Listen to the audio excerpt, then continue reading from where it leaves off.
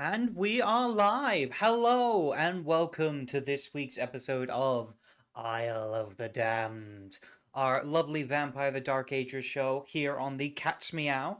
Um, I am Mark, aka the CatsMeow, and I am your storyteller for tonight's events of our lovely, terrifying vampiric creatures trying to survive forces greater than themselves on a small isle in the middle of the Irish Sea.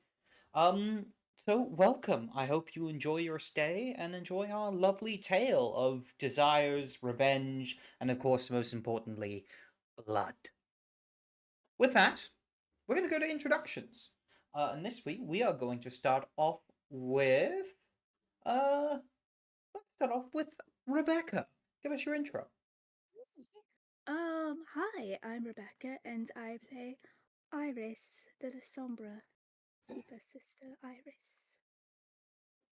Very nice. Next up, Mars. Give us your intro.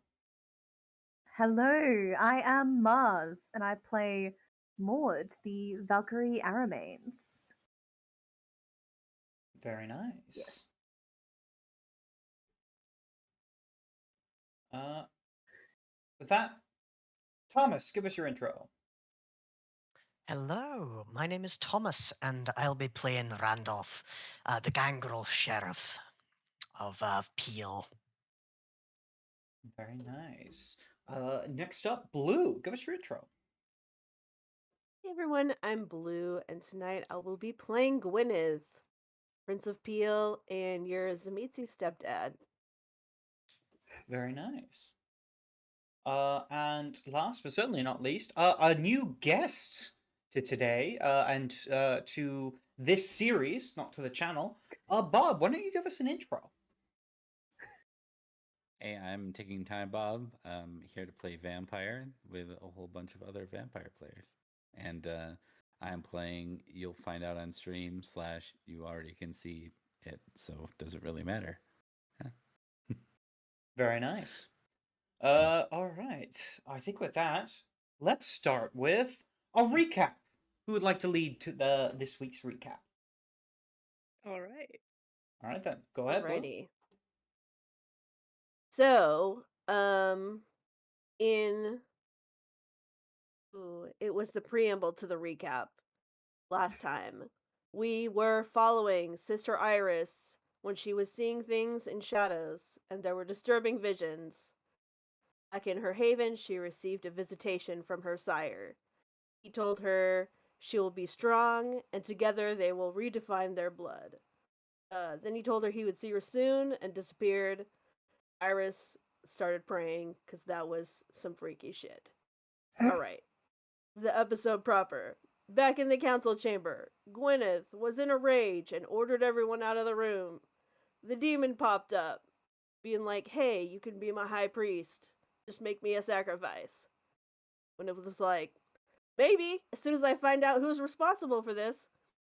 Use Krana to try to see who embraced Bride, but mostly what he saw was a vision of petty destruction of beauty, like a monster crushing a rose.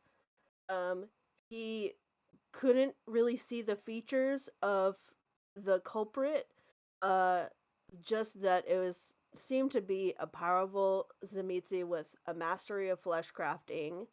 But nothing was certain, and the roll was high, which is a bad sign. So something seemed to be interfering with his vision. Meanwhile, Maud caught Iris up on what she missed. Together, they went to check on Bride. They reassured Bride that they're going to look after her and teach her what her sire didn't. Bride said she wanted to follow the rules, she just doesn't know what they are. Iris was reassuring her, but she did warn her that Bride might be forced to do bad things she doesn't want to do if her sire returns. Maud and Iris were discussing whether they should take Bride with them to Douglas or not. And then they did some needlepoint, because, it's just what you do. Snorri went back to his haven and let Ingrid know he might be leaving soon. I think he switched eyes with the corpse again. Randolph returned to the meeting room in time for Oswald to knock with more information. Oswald said there are inconsistencies in the blood, but it's a lower generation that he had expected. He admitted there are gaps in what he's learned.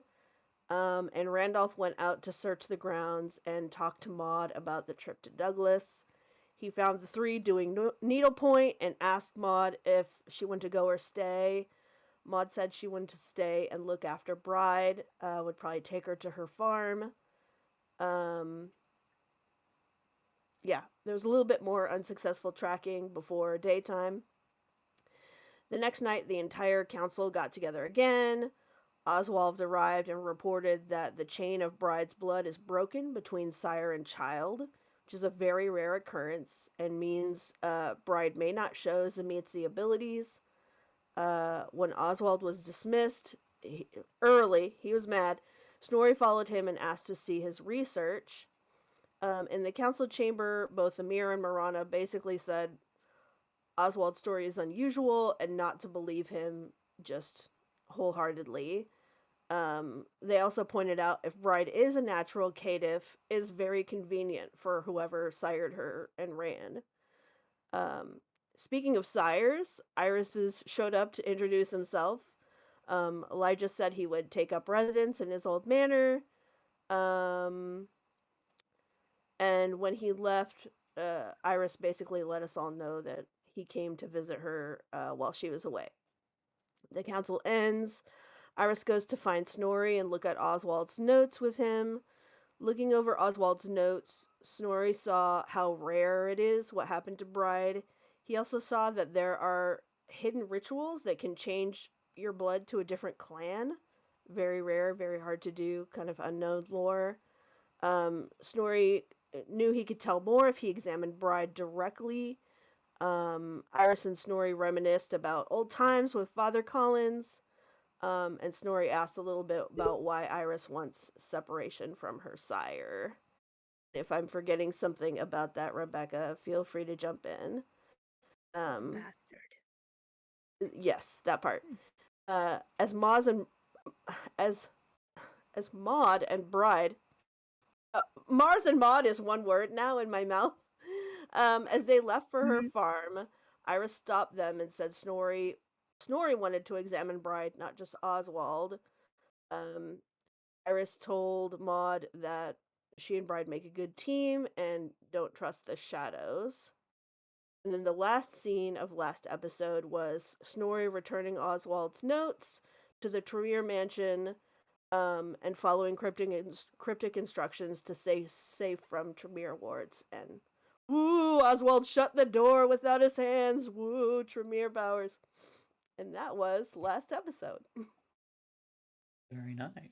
Tremere. Woo. I think with that, Oh, we can begin with the preamble.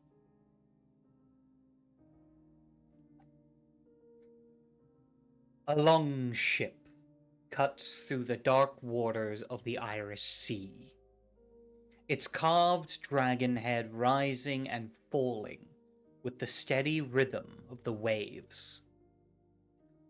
The salt spray stung like thousands of needles against wind-chapped faces, but the men aboard barely noticed. They had sailed these waters many times before. Raiders, traders, warriors, and something far more. One of the voices calls out into the rain. By Odin's balls! It's freezing here! Another one replies with a chuckle. You whine like a whelp. Come now. We still got plenty far to row before we reach our destination. Another man in the front calls out. Shut your faces! I need to keep an eye out for what we're looking for. I can't do that with you bellyaching all the time.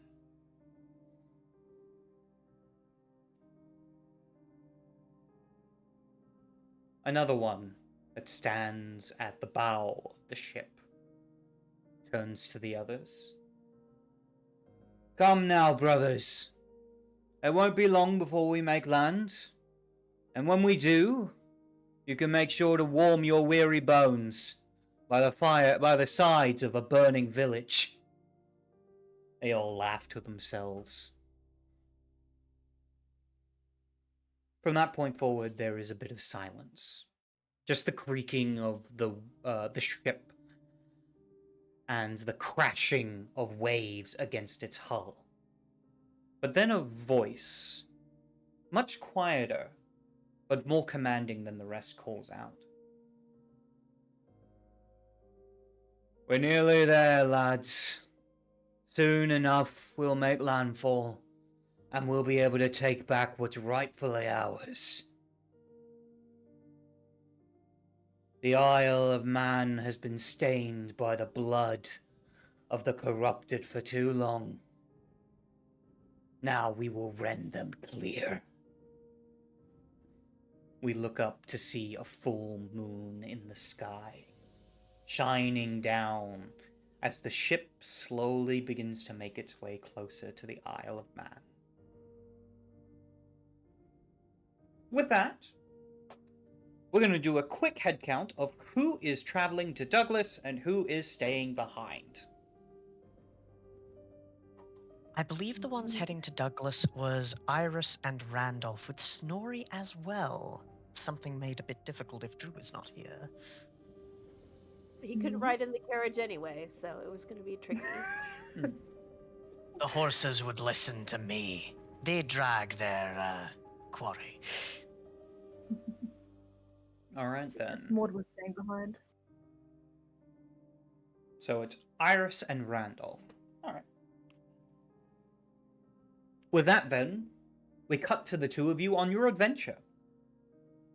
As you're slowly making your way through what is now the snow-filled roads that cut your way through the mountain pass towards Douglas.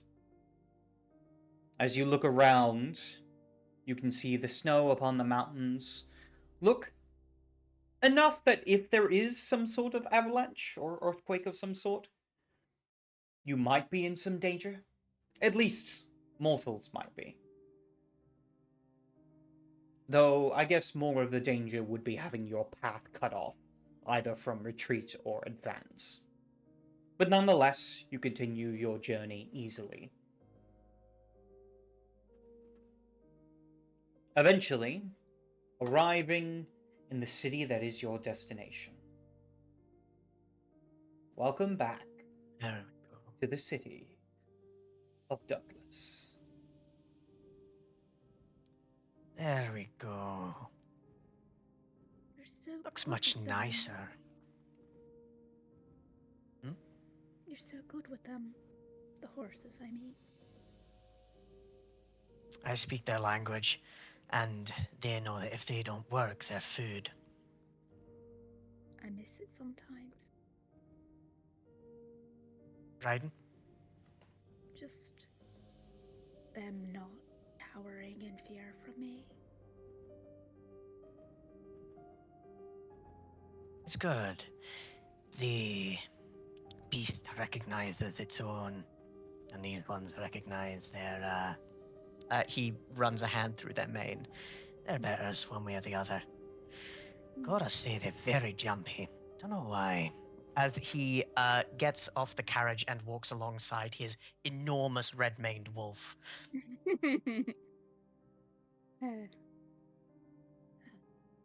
That's right, you have Ragnar with you. Yeah. Indeed.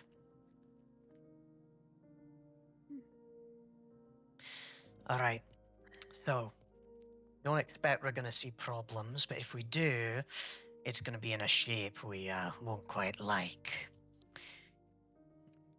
We'll check with Prince Atticus and his representatives, see if there's anything up with his keeper, see if he's seen hide nor hair of our companion, and then you can do some discreet looking into if a demon has left some kind of mark. By looking at the trail, we will learn the shape of our quarry. And from there, maybe figure out how to hunt it. Right. I'm looking forward to working with you in this endeavor. Ragnar, Yulka's are amongst the Ain and the Cainites alike. Though, long ago you were given an instruction to look for a man in a golden crown. This was his city. I expect if you're to find some traces of him, years old though they may be, they'll be in the surrounding countryside. If you want to take a look, I can ensure the beasts are helpful. He responds through your animalistic communication. I will find what traces I can. Though I do not wish to step foot more into this city. It is wrong. Wrong? How? He will communicate. Yeah. He turns, and it's very much a question, as if he doesn't understand what you mean. It's wrong. Is it? He would repeat. Yeah. Because Randolph does get it, and cities are odd, especially to the beasts. Is this the kind of unsettling, feeling that animals would get from civilization, or something more? Perception, animal can. Difficulty 8. Would wild animals apply, even if he is my ghoul? He is a wild animal. Perfect. So I would not say he is your ghoul. He is a ghoul. True enough. In that case, 7 successes. Yes, he is not my ghoul, but he has drunk of my blood. It is a mix of wariness that comes from knowing that being in a place like this is danger, and knowing that this place in particular was often danger when he used to come here. Don't get the feeling it's anything particularly supernatural other than him being an intelligent ghoul or an intelligent animal. Yeah, it's civilization and was probably owned by his master's enemy. We'll be out soon enough. As soon as we can manage. That All right. he turns and leaves, stalking off into the forest.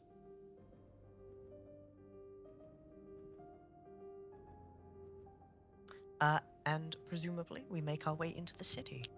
Right so. Alright. Step your way through the city. You notice it is quieter than when you last were here. As when you last were here, there was a festival of sorts happening in the city. But for now, it's business as usual. And business at night is mostly the less approved of businesses. Tawdry affair indeed. But you are left alone and not hassled. There are a few moments where it seems like the guards keep an eye on you, but there is no particular reaction. I feel we're the right mix of class and scary looking, that the muggers absolutely want nothing to do with Randolph, and the guards think that the person walking in the company of the nun is probably fine. To which Randolph will say, so, where do you want to go first? Well, I imagine investigation be our best shot, but also doing so without informing the prince that we are around, and doing so would be frowned upon. So checking in with him, I imagine, is our most prudent bet. I will add, because your Elysium, common no. sense would go off, it is expected that you announce your presence. Yeah. Indeed.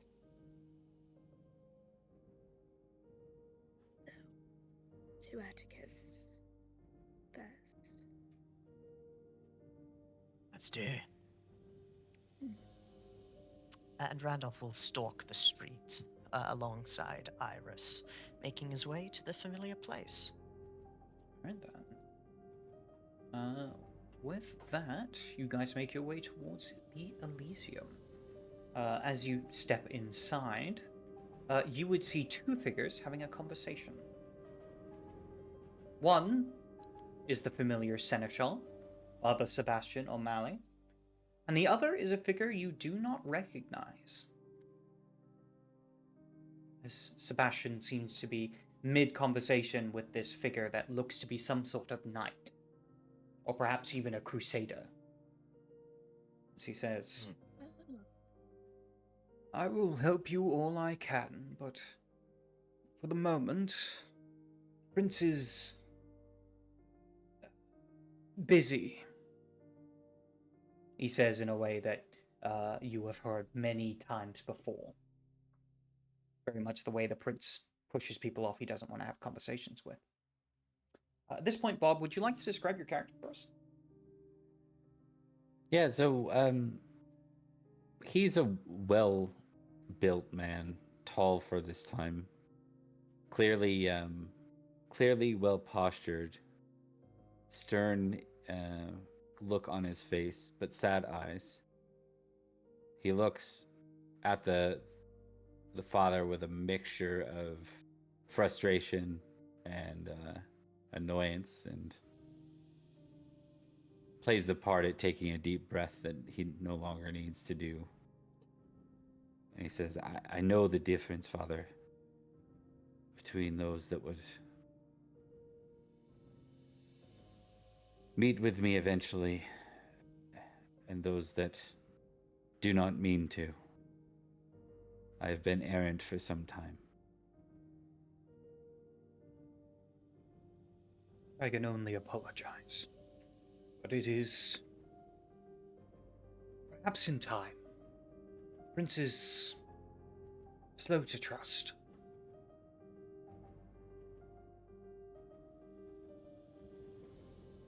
Then I will earn his trust.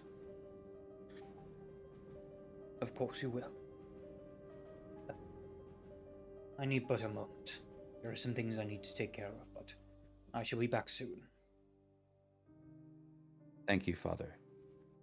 With that, he bows to you, making the sign of the cross as he does. And he'll do the same. With that, Sebastian disappears into a back room. At which point, you realize that there are two other individuals here.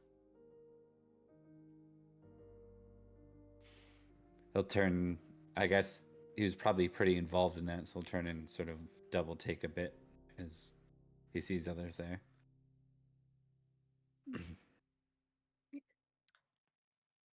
one of which very clearly a nun as well.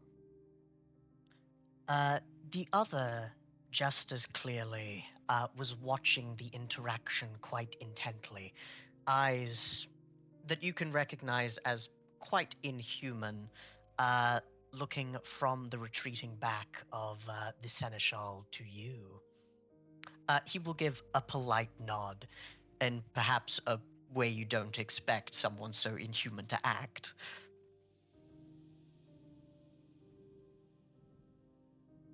Well met. I assume you're part of this court of Douglas? Not Visitors. this court, per se, but the next city over. Peel. Its sheriff and keeper. And will gesture to Randolph and herself, respectively. Her eyes I probably don't- mirror the same sadness as his. You look like you're looking for something on the trail.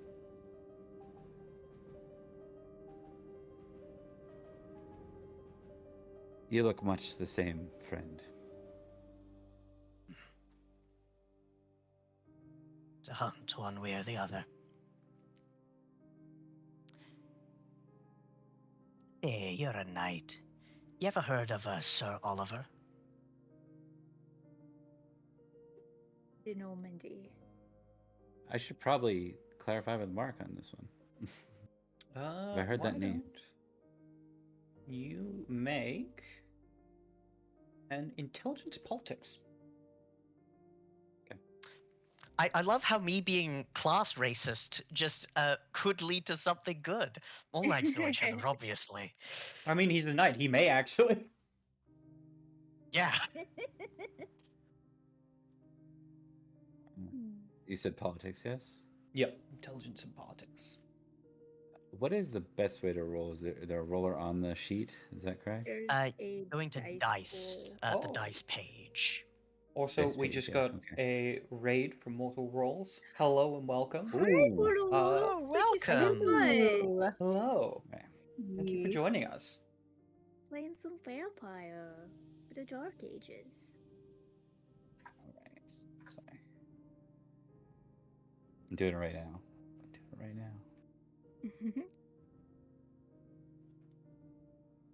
Um, You're sorry, a I knight. haven't You know used all this in knights, right? forever. All knights It's- know each other. Yeah. From Canada. You've met the other person in Canada. Yeah. I've been to the States before. I know how it works. Ooh. I rolled the right thing. 2 successes. Okay. With 2 successes, you've heard of Sir Oliver. Specifically, you believe he was a Norman knight that came through the city not long ago. But you haven't seen him since. Probably would have been like the last time you were at the Elysium. Didn't really talk to him, but he introduced himself as such. A knight from Normandy, if I recall. Hmm. So you're here then, not long ago. Thank you. Did you give your name, or have we just been talking like weirdos? I don't think so. Yeah, because Yeah, so introduce far we've yourself. been yeah. Yeah. Where are my manners? I'm Sir Yes. Sir Tancred de Leon. Forgive me as well. I'm Sister Iris. We gave our titles, but not our names, it seems. Randolph. And after a second, he says, also apologies for not announcing myself. He says, like going through the motions, and says, but that aside, good to meet you. It's useful stuff. Been here not long ago. Got a trail. We'll see what the staff can tell us more later.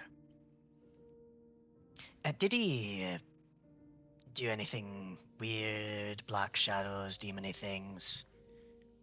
What's weird Oliver? about that? He passed through, from what I recall. All right, that's good. This isn't my court either, and I'm not very acquainted with Douglas. What brings What you does to make the Isle you of laugh? Man, Sir Tancred? Oops, sorry, you go. I feel that we were both asking the same question at the same time. I passed through the Isle of Avalon.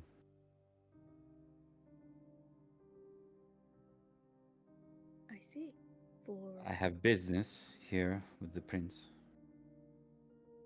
Business that requires his attention. And yet, that is the one thing I cannot garner. I understand how that is.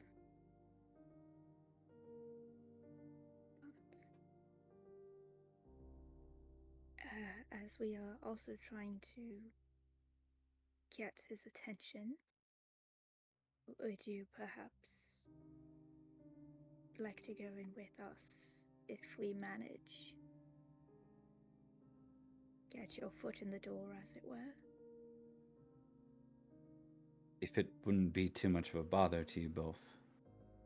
Nonsense. It would be a charity or something, I'm sure.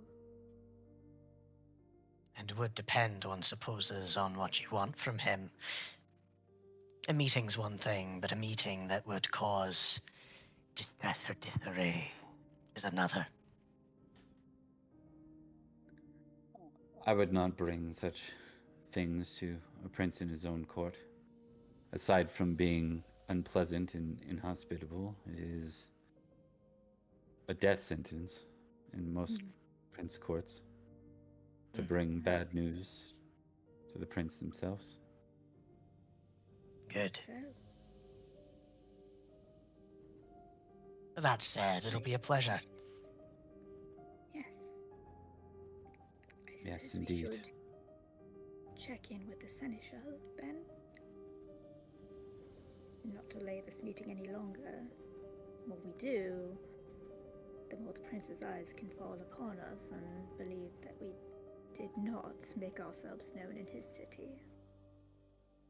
The patient hunter gets his prey, and we're in the building. The Princess Seneschal tend will be not back to soon. Speaking of which, as soon as that happens, as soon as that is said, the door opens, and the Seneschal steps forth. So he kind of looks up. Oh, Sister Iris, Sheriff Randolph. A pleasure to have you, a pleasure and a surprise to have you both here in my Prince's Elysium. Tell me, what brings you all this way? We are just arrived, Father O'Malley, and well, we are here to inquire as to the wellness of your staff, I suppose. Oh, Noticed a strangeness amongst ours. A few days post the Elysium here, and was wondering about the wellness of your keeper, and if you've seen her in Eloise. recent nights. Yes, I've seen her in recent nights. She seems to be doing quite well. Why do you ask? Is there perhaps a way that we might speak with her? After, of course, well, if you would convey that we are making ourselves known in the city to your prince as well. Right, I see. I will see what can be done. If you would like, I can inform the prince immediately. Be most appreciative. That said, I have a brief question, if I may. Not long ago, Sir Oliver, our own Seneschal, departed from Peel and came here. Did he give any word as to why he came and where his next destination might be? Oh. I'm sorry, I assumed you were the ones who sent him. No. He left, and we have reason to believe, though we make no accusations towards your court, it was not entirely of his own will. Well, I can speak to the prince of it, but there's not too much to say on the matter. He simply came to the court, introduced himself, and I assume he's somewhere in the city. Perhaps Was he's he left. I alone when he don't know. did so? No, I believe he was with the keeper. See. Thank you, Seneschal O'Malley. Just my pleasure to aid you in whatever this is. I'm sure we'll be able to clear it up quite easily. But a Should moment. hope so. That he steps away. Also, insight check on him. Sure. That'll be Perception and empathy. All right. And would this be reading guilt or discerning? Are you attempting to read guilt, or are you currently attempting to discern his current emotion? Discerning his Alright, then, emotion. yeah. You can add discerning to it. Cool. And standard diff? Yes, standard diff. That's potentially 4 successes if discerning applies. Alright.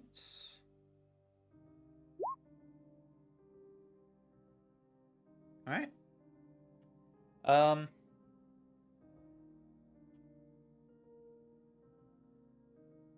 With a roll like that,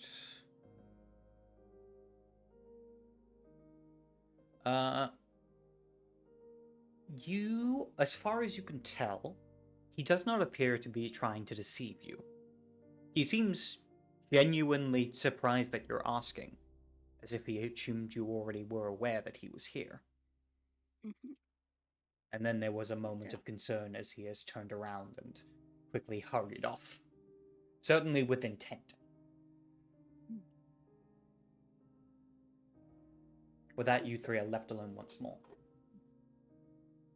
He seems to So be he's the confused by one- our presence currently. I expect if he's still in the city, then he's, after all where that is moving with some degree of purpose. He's the one with the church with the weird stuff in it, right? Yes. Okay, cool. Weird stuff. Also, what's that about?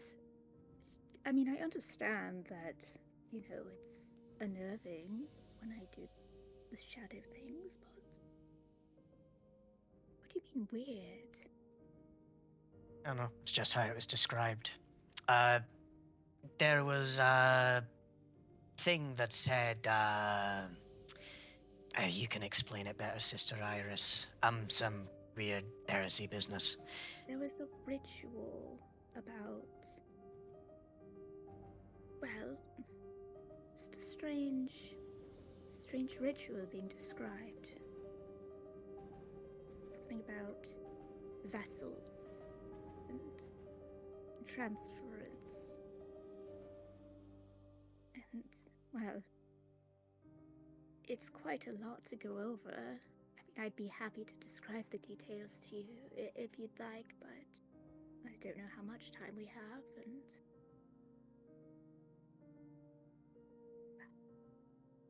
There's a big monster in the earth somewhere, and I'm gonna kill it. yes, that's the long and short of it, but I mean, there are quite a few details in between. You don't just get from A to B like that. I suppose it's more closer to A to I don't know, N. Yeah, that sounds right. An appropriate amount of interceding steps.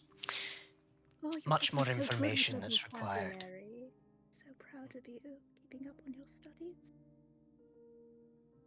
Thank you. He looks briefly perplexed. Him with his intelligence 4. What you saw in this church, your descriptions are conflicted. I heard heresy, and I heard something far darker. I can assure you that many people believe in the things the church would call a heresy, and many of them don't deserve the fate they find. There's kind of like a long look in his eye when he says that, as if he's doing the 1,000-yard stare.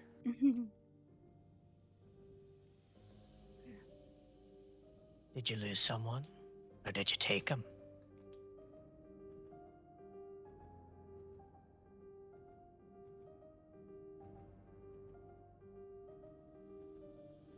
I told myself that my sword hand was not the one to deliver their death, but I did nothing to stop it.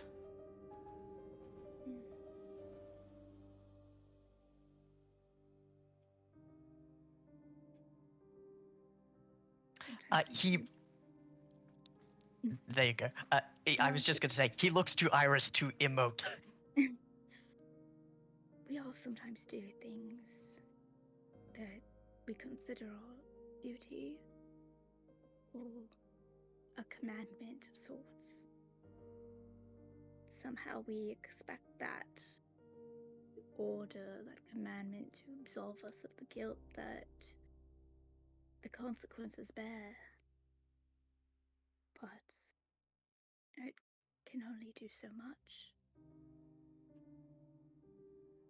You still have to bear the onus of it. And it can weigh heavily upon the heart.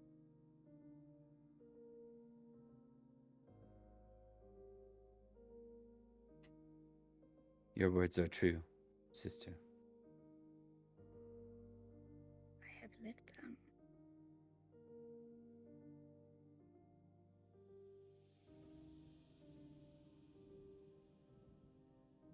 Why did you come here to the Isle of Avalon? I'm sure we'll find out when the prince is met with, but I'm curious. I always want to know the people we walk with are hunting. You carry a weight on your shoulders.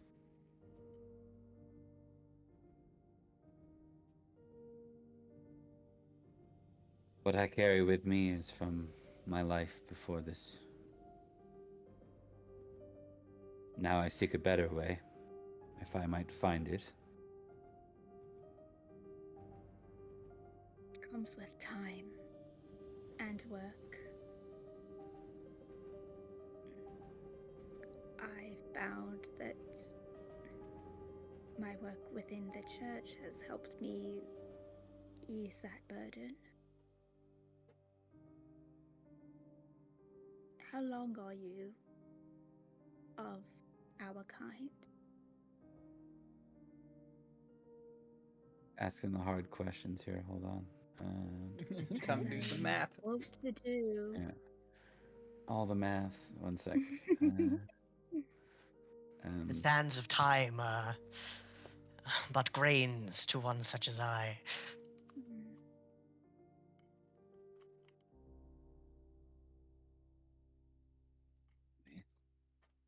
It's been longer than I'd like to admit.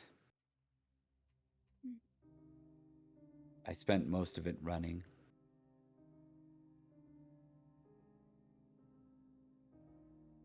Trying to convince myself that any of this was meaningful.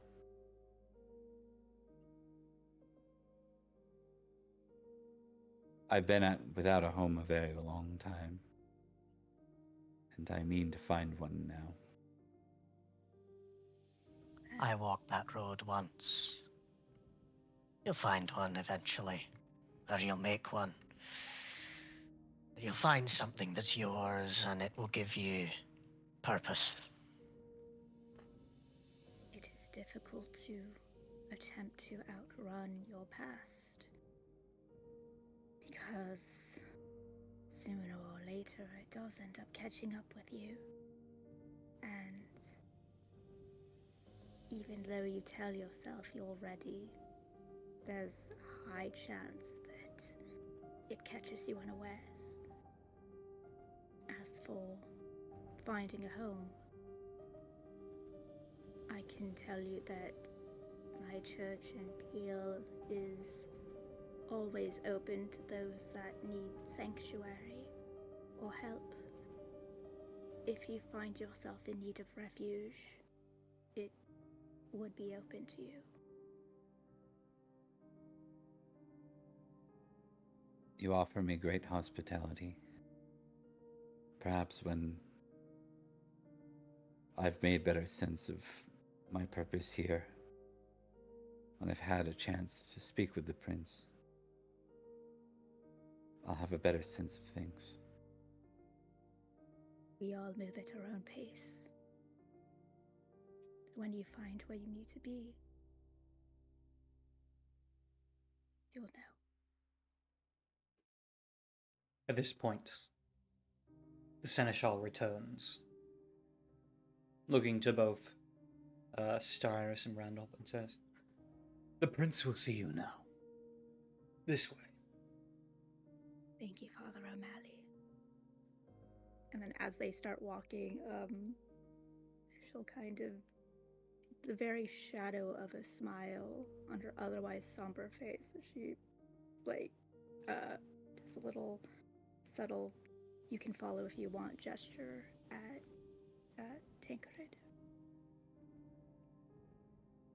I'm gonna roll something real quick.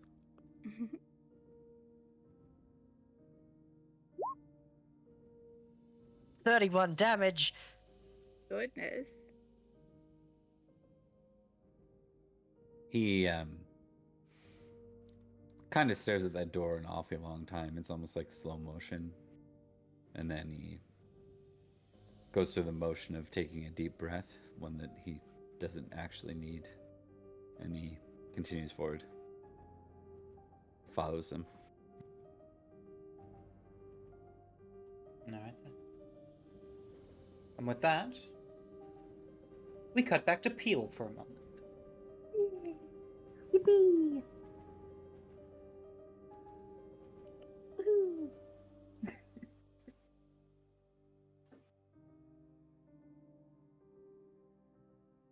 Right. Back in Peel. What is it that the Prince and the Valkyrie are up to? What plans do you have for your time here? I don't remember. That's Fair so enough. fair. I think Maud is primarily keeping an eye on Bride and is kind of maintaining a perimeter of the general city area, making sure that shit doesn't go sideways. Alright. I'm just kind Makes of keeping sense. an eye out for anything that's off, unusual. That can be done easily.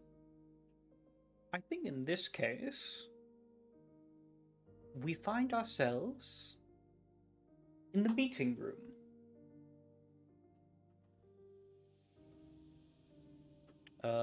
With a conversation between the prince, Maud, and Amir.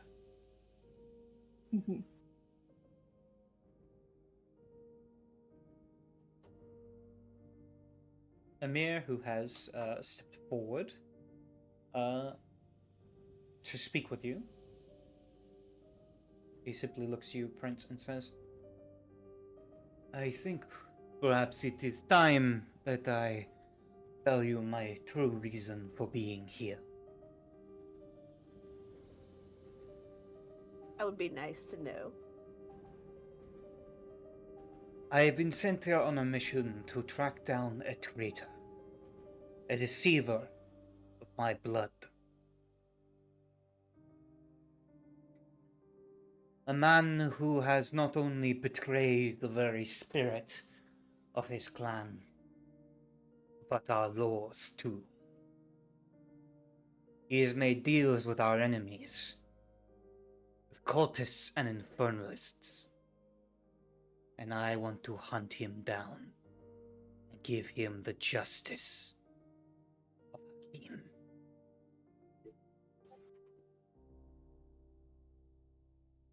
Certainly have no objection to this. You have been in Peel for some time. Does that mean that the trail has grown cold? In Where's fact, the trail here? the trail has recently sparked again, but not here in Peel. This may not be easy for you, but my target has taken refuge in Douglas, under the protection of Prince Atticus.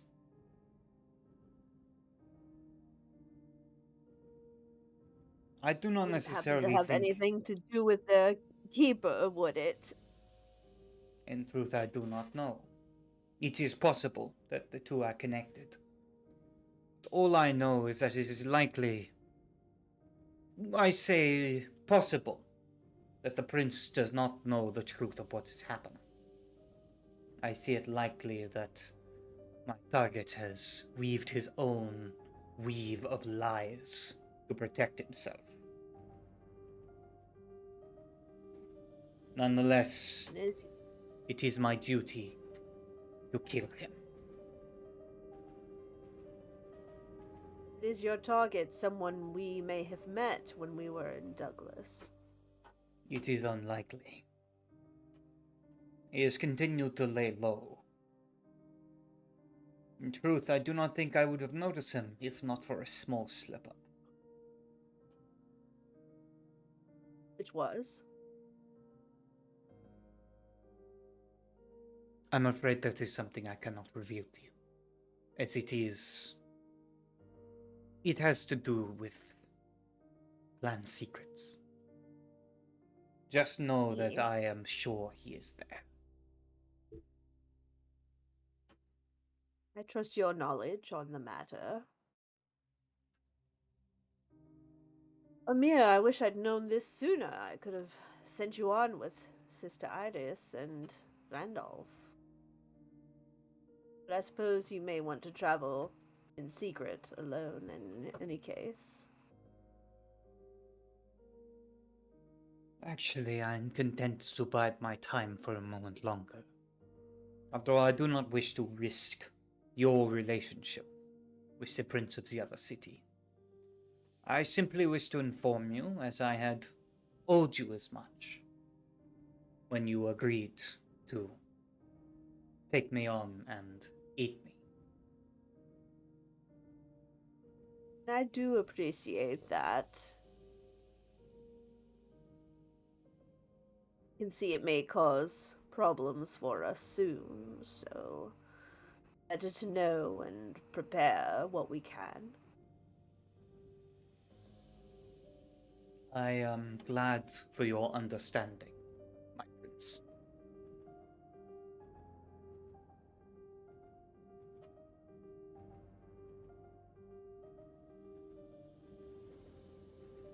If there is anything else... Unless you've heard anything more about what may have happened to Sir Oliver. As I have said, I simply have seen him leave. I know not any more than that. I could... It's a matter of course. Go ahead. I could look into the matter myself. It would not be difficult for me to make the trek. But I will leave that to your discretion, my prince. You mean to go to Douglas earlier? If it is your command. I think Peel is safer with you here for now. I trust Sister Iris and Randolph to find what there may be to find in Douglas. In the meantime, we've got someone going around siring indiscriminately, and not too many clues as to who they may be. I will continue my investigation on that matter. It's much appreciated. That he bows. If there is nothing else, I will take my leave. Prince nods and allows him to do so. He turns and leaves, leaving you and Maud alone.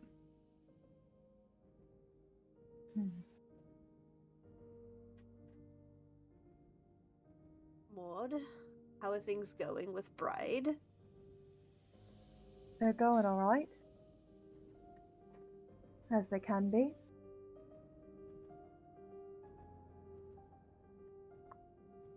What about you, my prince? 20 problems to solve and, so little time. It feels like that. That may Especially with, actually. Go ahead. I was going to say, especially with the bride situation being as it is. Quite so. I think I may do some more research into that. See if there's anything I can find. I reckon that's a good Nothing idea. else. Nothing else. I've always found books comforting.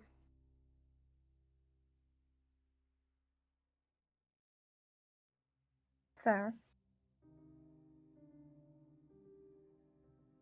I'm a little bit worried, though, about what Amir just relayed. Particularly the fact that the others don't know about it.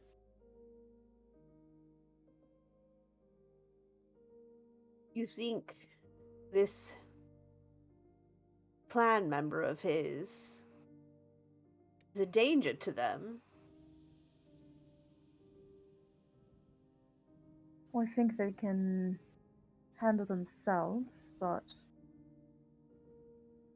I don't like that it's only just been brought up now.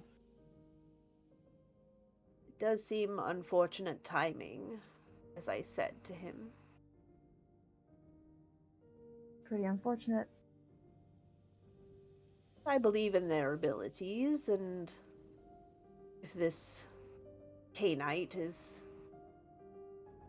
doing such a good job of hiding, I doubt they would reveal themselves by hacking our own. Let us hope.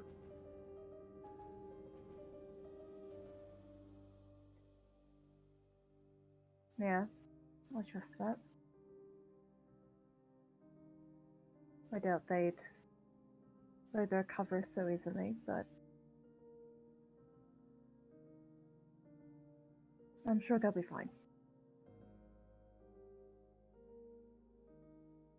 I'm less worried about them and more worried about Oliver. Hopefully they can find him in time.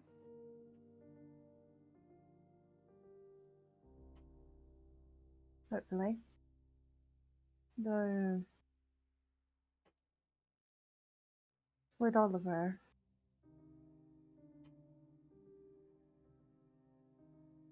I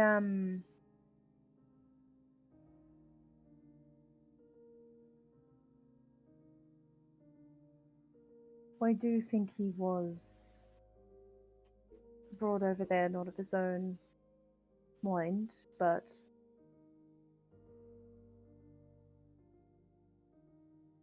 I mean, he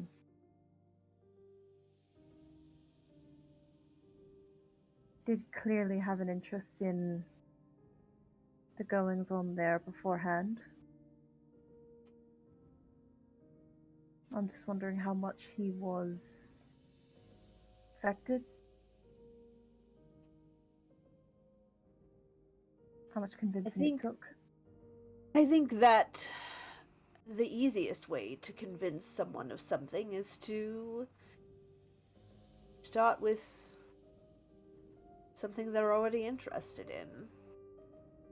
My main concern is with this demon business, and thinking back on the scroll Sister Iris and I found about creating a vessel, knowing it's there, that someone else could have found it or has access to it, is worrisome. Definitely.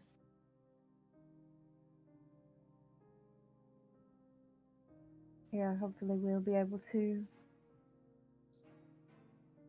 stop it before it gets to that point, but it's risky. I feel everything we do these days is a risk. It's a risk we'll have to take, I guess. Indeed. You find out anything else about Bride's sire, or find tracks around the castle or the city itself, please let me know.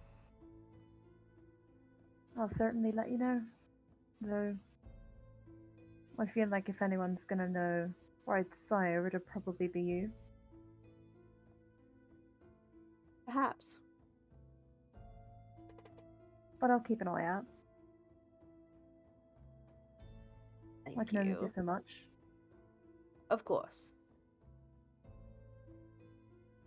Well, if you'll excuse me, I think I have to go see about some books. Maud silently nods before she likely heads towards the exit. Alright, and with that, we cut away once more. Turning back to the group that are in Douglas as they enter into the meeting chamber of the prince, standing opposite him, opposite this large wooden table. He simply stands there and looks to you all, nodding, before his eyes fall on Sir Tancred with a curious gaze.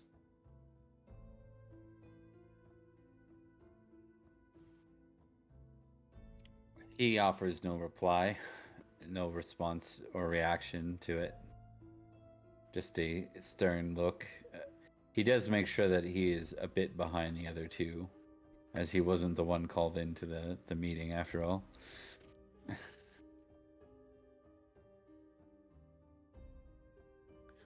Randolph will bow. Iris as well. Good evening, Generally- Prince Atticus. He nods to you both. Make a appearance and etiquette. Oh, my favorite. So I roll this at a +1 difficulty.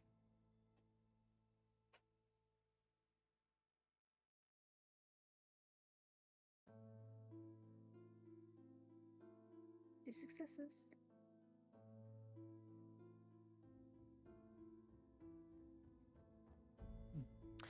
Do I willpower this? No, we do it live. 1 success. Well, Every point of willpower you spend is just that much closer to me killing you. Exactly.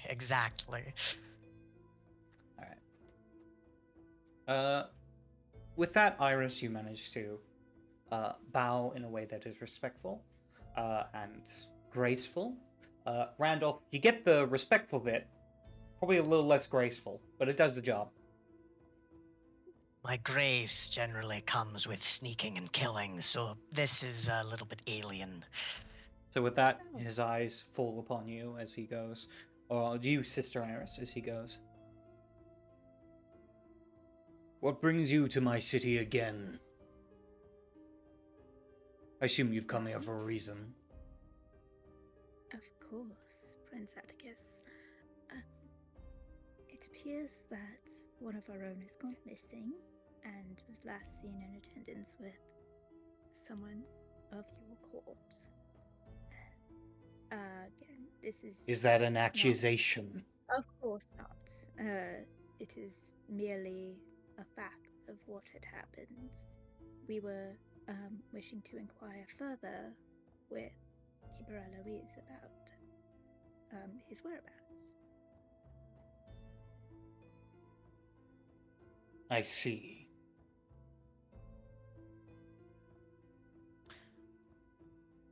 Sir Oliver came here without our leave or awareness, and we are aware he has come here. I believe he may have said he was here at our behest, but that is not true. We have reason to believe that he is under the influence of some force, and I don't believe it's of your court. Make a manipulation and subterfuge, because I think that's a direct lie. It's a little bit of a lie. This I will spend a willpower on. Okay.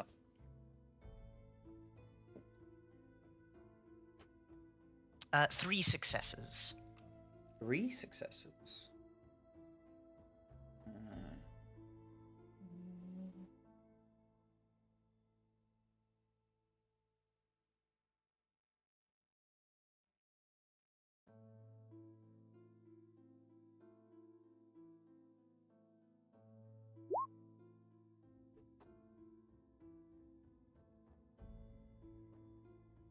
Okay.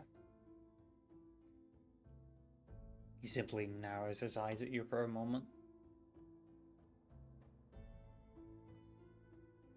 And so what? You come here to speak with Sir Oliver, then? Essentially. But we did, of And- course, have to make our presence known once we came to the city. Though I would like to ask, has he made any requests or questions of you or your court, Prince Atticus?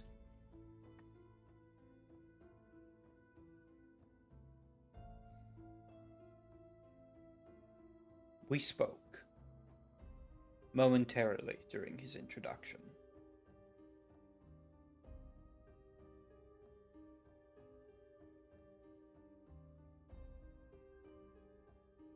And is there any information of that conversation you could divulge that might give us a clue as to his whereabouts?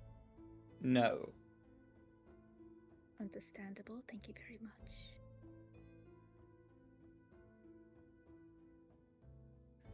If you wish to speak with him, you may, of course, stay within the city as long as you would like. I appreciate But the it is his curiosity. business. Of course, we cannot force him to tell what he will not. Hopefully he will of his own accord. Then it sounds as if our conversation is over then. So it would You've given appear. us what we need. Thank you, I'm Prince Atticus. satisfied on my end. Thank you so much.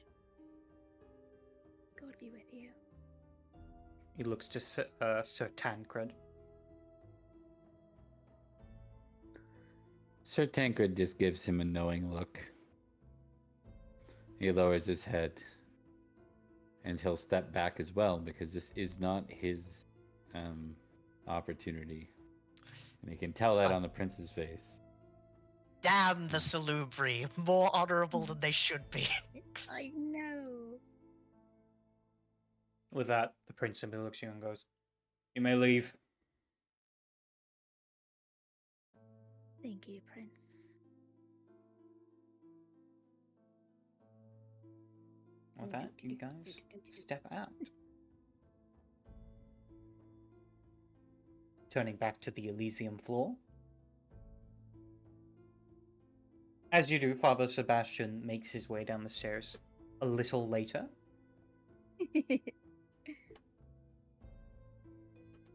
I hope it went well. As well as one hopes. That is unfortunate. Well, Is all well? I noticed a shift in the air. It is business as usual, from what I know.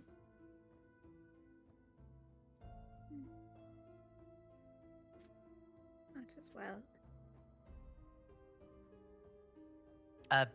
I don't need to inside check. I know that's a lie. Mm-hmm. Well, you have our thanks, Seneschal O'Malley. Well, if you seek lodgings, simply let me know. It's very kind of you. You wouldn't happen to know where Sir Oliver would be lodging, would you? Or has he made his own arrangements? Of Fortunately, I have not been informed of such. If anyone knows, I'd suppose it'd be Eloise, or perhaps Gust.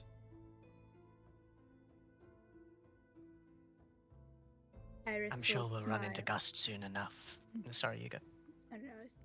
Iris will smile and say, "It is good that we can count on each other as members of the cloth to be so upright and helpful with one another." I am simply here to aid all that come to the city, as is my role as Seneschal. It is good that you would uphold such a title so well. I do what I can. Should you need anything, please feel free to let me know.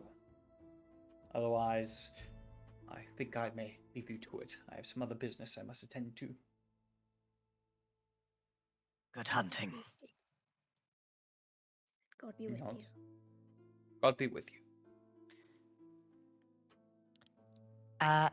As he turns and leaves, Randolph will look to Sir Tancred and say, "You were right there in the room."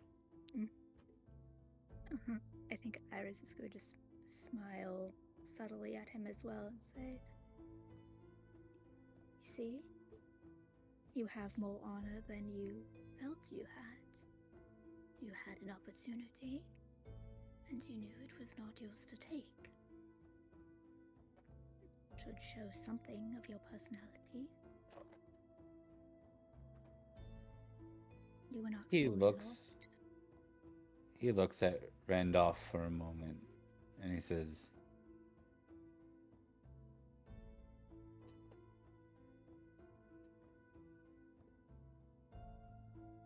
"Do you suspect the prince?" If I did, I wouldn't say so here. I suspect he'll have his Nosferatu following us soon enough. But not all is as it seems.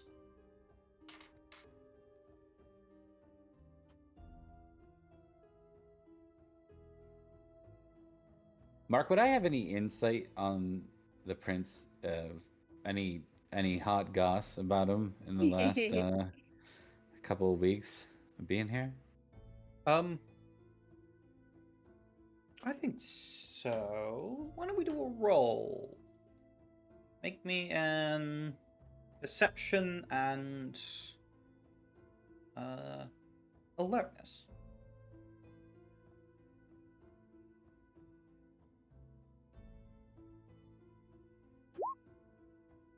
Four successes. Nice. For successes. You have. There's been a bit of talk about how the prince seems to be disappearing nights at a time. Supposedly taking on his own business, but no one seems to be able to track him down. Except there are a few that talk about thinking they saw him near the docks. A lot of them are very confused and very like, surely it's not him, it's just someone who looks kind of similar. Mm. I'm not going to share that here, but I'll hold on to that. So.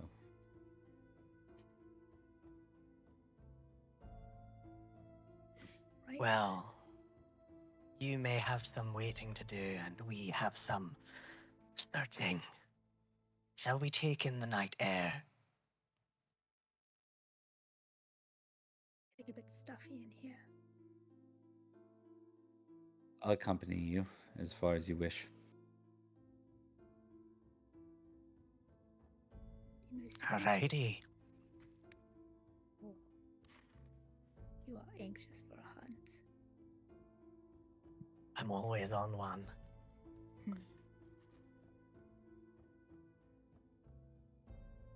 I imagine we would be exiting, Mark, if you're okay with that. Absolutely. I just don't think he would have shared that info about the prince. Yeah, absolutely. yeah. You No, just that makes met sense. us. Yeah. But I think he is planning to. I just don't think he's going Yeah, to just share not it in the Elysium. in the. Yeah. So as they kind of exit the grounds, he would say, You may be right to suspect the prince. There's been rumors that he's been disappearing for entire nights at a time. Some say to see him by the docks, but that would make little sense. Yes, that would be a strange place for anyone to be. Change in behavior is a clue. It means that something has shifted or something unusual is sought. Remember, too, we are hunting Sir Oliver, and Sir Oliver has a particular trail. He feeds off of his countrymen, the Norman. We find locations where they are, such as the docks, as it was in Peel, and we may find where he is. If this is connected, something to look into. Look for the tall nail and hammer it down. So, The dock. Oh, sorry, you go. I just said quite so. The docks are good advice. We'll take a look about it, see if there's anything unusual. Keep your eyes open for the beasts of the land and the sky. The sheriff here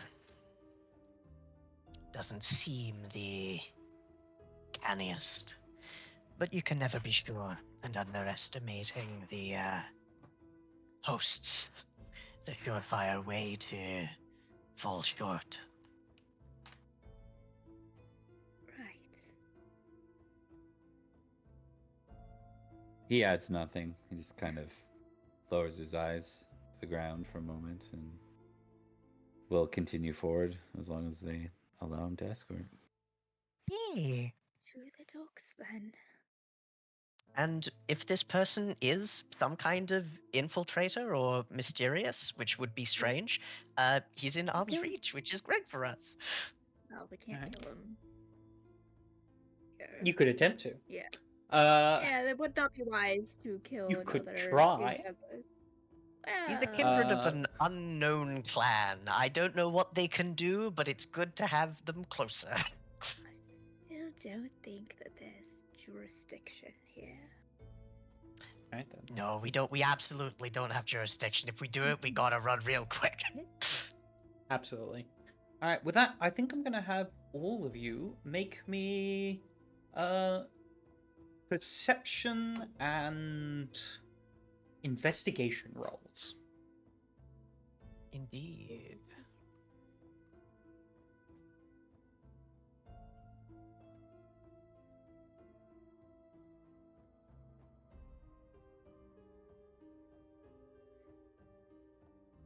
And would All discern successes. count? We Oh. run the gamut. Yeah. If discerning counts, It would not. I would get. Damn it! It would not count. 0 successes. Wow. And Randolph, -1. like, yeah, Randolph's like, all right, this cadre of immortal Canaanites, we're off on the hunt. We're going good. Take a look at what we find. Where's everyone Right. gone? Oh, the All right. docks. So you guys managed to start investigating the docks. Randolph, you're the one that actually kind of begins to look into more specific areas, managing to find that there are actually like some Norman sailors in the area, and you have like some conversations with them.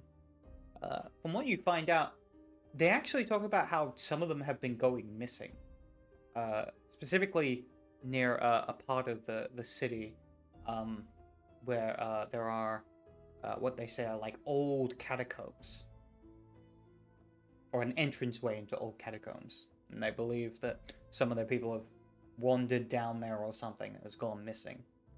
And they just believe it's just people being stupid and that they're, probably going to move on without them. But nonetheless, it is a bit of a concern for them. Aye, people going missing is always a little strange. And with that, you guys managed to come together with this information. Iris and Tancred. Tankard,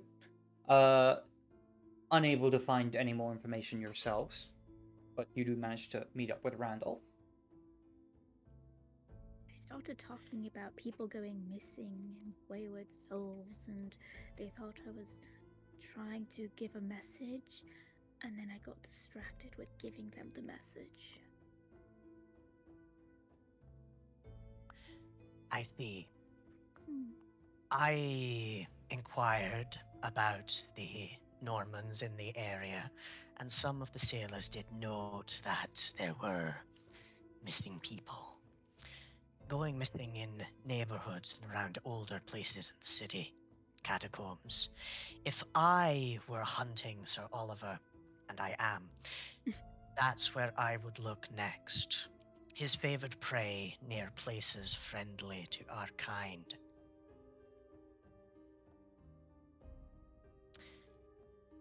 At this point, There's you yeah. hear the sound of boots against cobblestones as a figure approaches you.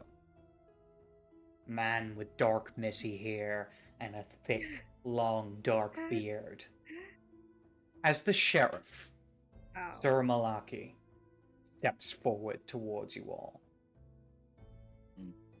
He has a scowl on his face as he looks to you all. What are you doing here? I'm merely searching for our friend. It's gone missing. Talk to your prince. He said we could look around. Prince hasn't said anything to me. He rests his hand on his blade. We just came from there, and we checked in with the seneschal. We have done our due diligence. Randolph takes a step forward. You can check with him or with your seneschal, and as Iris says, he'll see it right. Why should I trust your word? I would have no cause to lie. Lying's a sin. What about you, beast? As he looks at you, Randolph. You could What would see I like the gain scowl where he from has like his lying? fangs. Indeed. He says, if I lie, I lose more than I gain. You must be pretty stupid to think that's the truth. Lie is a lie.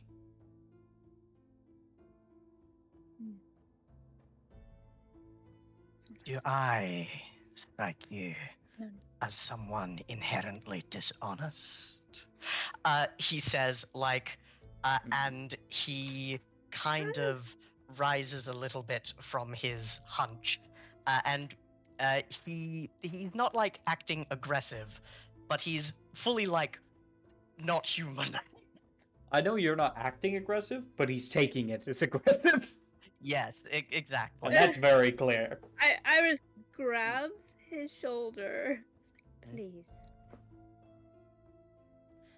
He will nod and take a step back.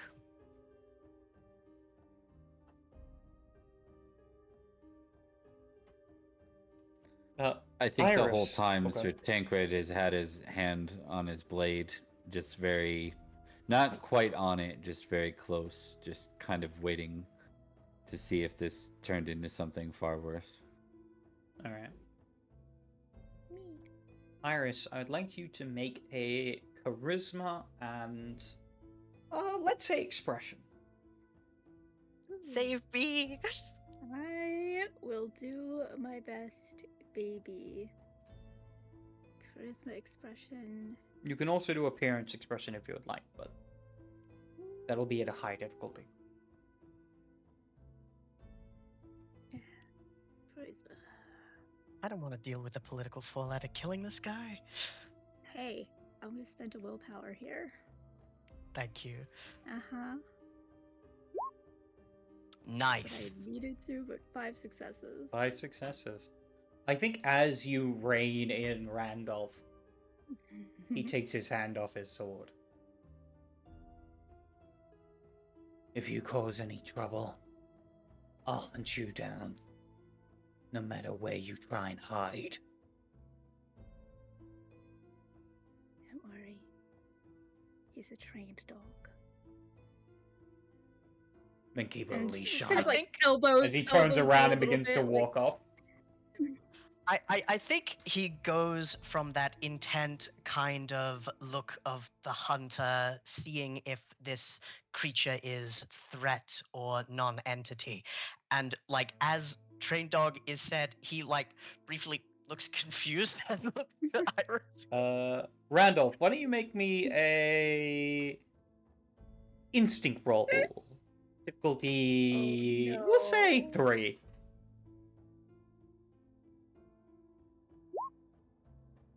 Okay. That's supposed to mean.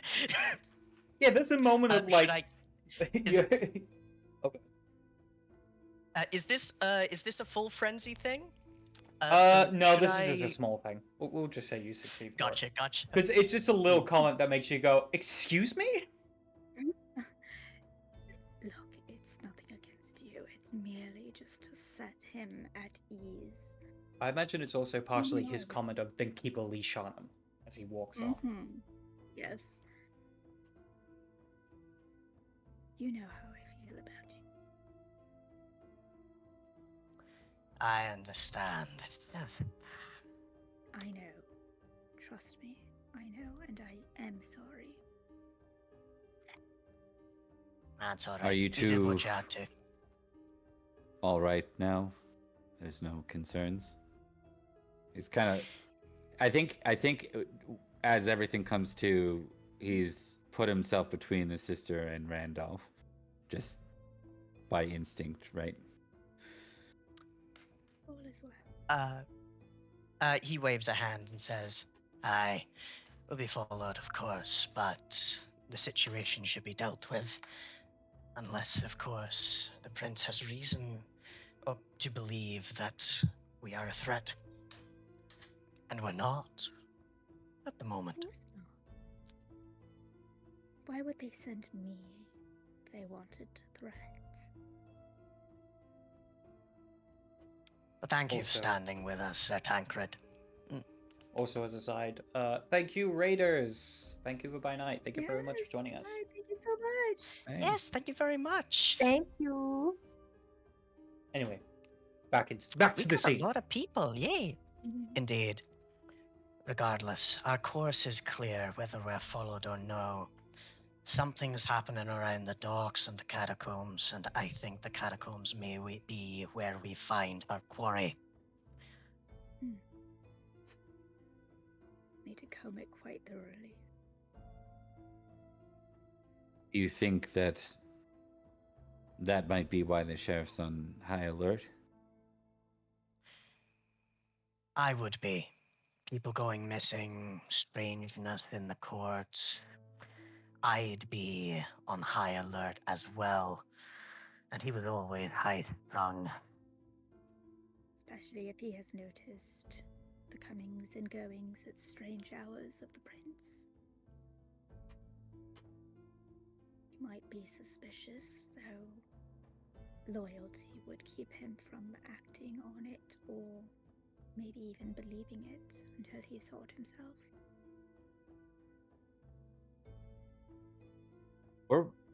Were we near the docks when that happened? When we Yeah, you guys are ran- at the encountered him? docks. Yeah. Ugh. I think he'll just simply add one last thought, which is, "Oh, the sheriff keeps the docks for the prince while the prince is away."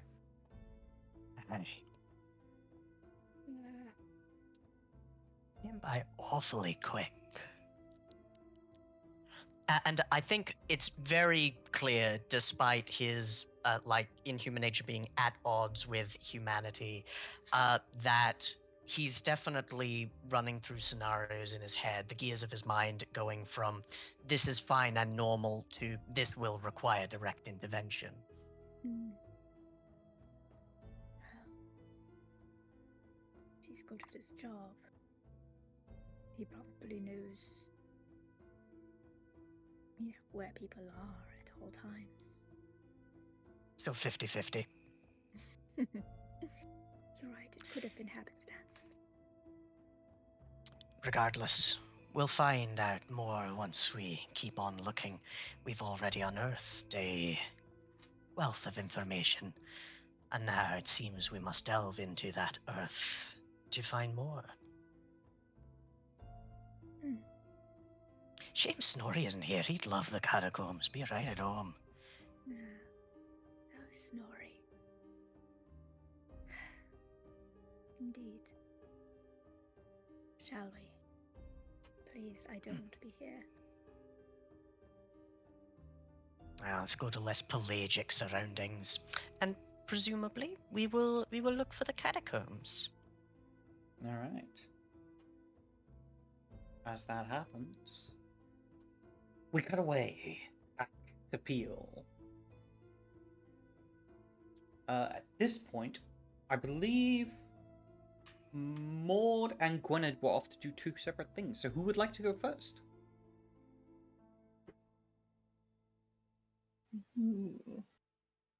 Ars, you go first. Yeah, sure. I think, Alright. yeah, generally, Maud, for the most part, I think is just generally doing what she was earlier. I think she might bring Bride with her, but I think generally she's looking into, as much as she can, any physical clues there might be kind of like surrounding her embrace. Anything that might give more physical clues as to connections to people in the city who might have done it, that kind of thing. Alright then. In that case, make me a wits and investigation. Yeah, can do. Standard difficulty? Yep, standard diff. If you find out who it is without me and be a better sheriff than I am, I'll cry. Don't worry. Oh, no. Don't worry, Randolph. No one will remember. It's yeah. I know. Oh, it's investigation, right? Yep. Yep, and standard diff to 7. Some willpower. Come on. Yeah, Why not? honestly, on this, I might spend some willpower. Yeah. Yeah, I'll spend a point of willpower. 2 successes. Alright. 2 successes. And I'll note that down. So with this, are you examining Bride or like the place where Bride was embraced? Ooh. Or any other I think specific 'cause places? Yeah, of course. I think she'd definitely be examining Bride, and I think she'd likely as well give that area a look over as well. But I think she'd probably look at Bride first, and if that didn't turn up anything, she'd physically look at the location. Okay. The main things you would notice about Bride in particular is that she appears completely human. Like there's no unknown markings or protrusions or things that shouldn't be there. Alright. The only thing you would notice is that there are bits of her skin that are slightly darker than other bits. As if there was an imprint, or perhaps a bruise. But with the undead flesh, it's hard to tell exactly what it is. Just that there are these little imprints that are specifically around her body, around her back, and her lower sides, near where her hips are. Probably just above the hip. Mm-hmm. Bride herself Right. doesn't seem to know anything about the origin of it. Anyway, go ahead. Oh, okay. Okay, no, she doesn't seem to know anything about that. That's what she was going to ask. Yeah. She's very much, as you ask the question, she says, I don't know. I mean, I don't often get to see my own back. I don't remember it being there at all. Do you remember anything in particular happening in that general area before or I think after? I remember after that feeling of pleasure, that bliss. I think there was like a pain, like against my back. I don't. It's all kind of a blur, though. I think I did at least. That's fair. It would be hard to remember. But that's something at least. I think that they're likely connected. I hope it's of some help. Unless I feel a bit useless. Like I can't help.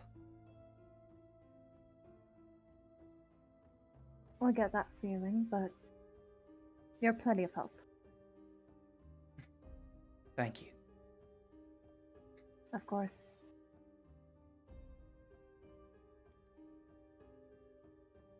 I think Maud does kind of pause for a moment, kind of glancing where she noticed those markings, just trying to think if there's anything she could possibly do to figure out its origins further. Might need to talk to someone who's versed in how the body works. Or perhaps even Yeah. how the Canite body works. Yeah, because I think the thought does cross in her mind with her ties to spirits, but I don't think this is definitely more of a physical Yeah, it issue doesn't and likely quite. not something she'd be able Yeah. to figure out. It doesn't appear to be spiritual in origin. Mm-hmm. Yeah. That's for sure. Yeah.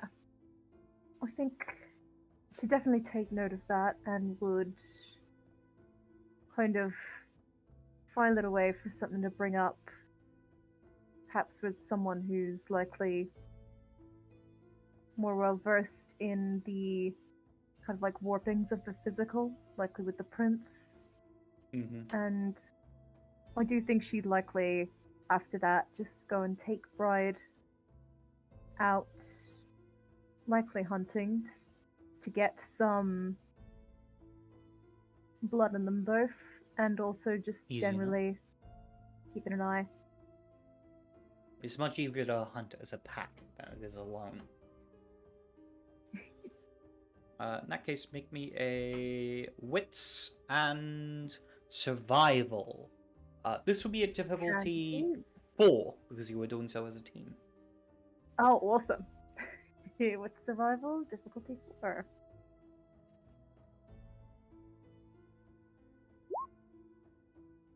One success. Actually, let me double check that I didn't have a.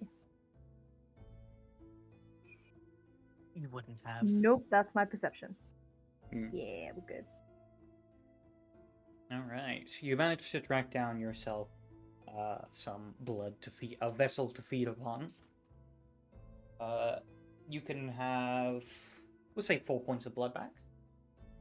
Awesome. But you would notice specifically, Bride does not. Bride doesn't Ooh, seem okay. particularly interested in feeding upon people. If anything, she looks a bit uncomfortable by it. Okay.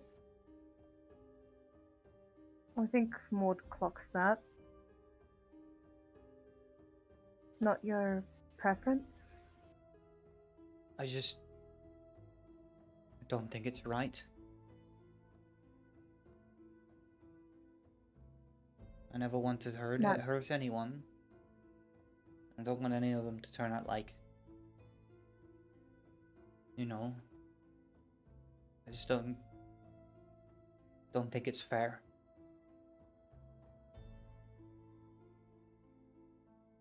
It's not fair. But you're not doing what was done to you just by feeding on people. It's certainly not the same thing. And if it helps,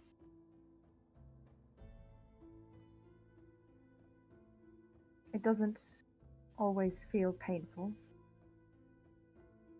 It's not the point.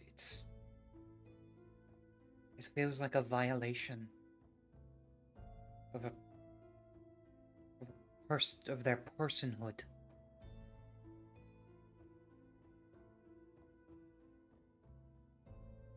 It feels wrong. I don't know if I can do it. I'll find you something that you'll feel more comfortable having then. She nods.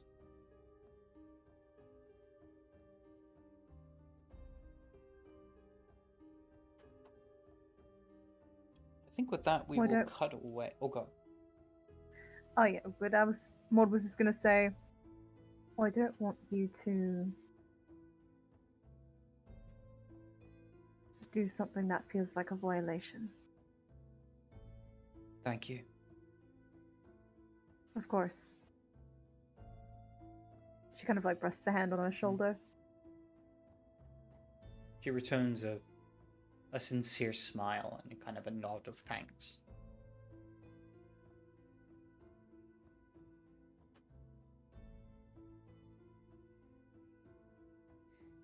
And with that, we'll cut away to Gwynedd. What is Gwynedd up to? Okay, so Gwyneth wants to do some research, but I don't know if this is anything that is going to be in any books that we have anywhere. So I think maybe he wants to kind of search his like catalog of like songs and tales and different things. Cuz as a former bard, that's where most of his stuff is stored. So yeah, maybe just like a memory test. Alright, are you looking for any particular information? I think the first thing he's thinking about is the mystery of Bride's sire, like this whole chain broken deal, which is so rare and unusual. That's probably what he's gonna try to think of first. Alright then. In that case, we're looking at an intelligence and occult. Okay. And this will be difficulty 8. Sure, makes sense.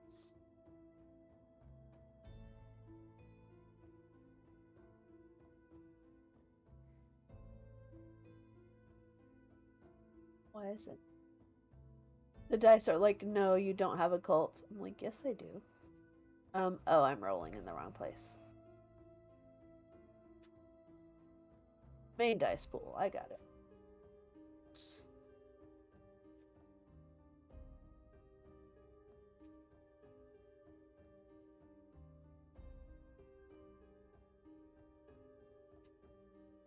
Gonna try it.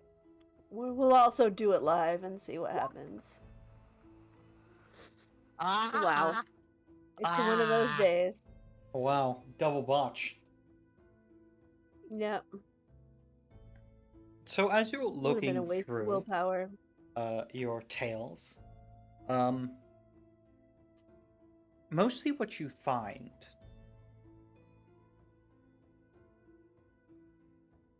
is that such a thing for someone to be completely spiritually and physically separated from one sire through blood is impossible. That's not how the blood works. For one to be embraced, they must carry on the lineage of the one who embraced them. It is through their clan.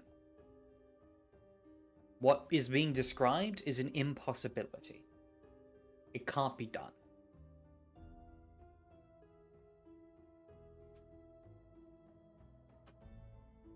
Cool. Then I think he's gonna send a message to Oswald to come again, ask more questions. All right. Oswald Wood comes to speak with you.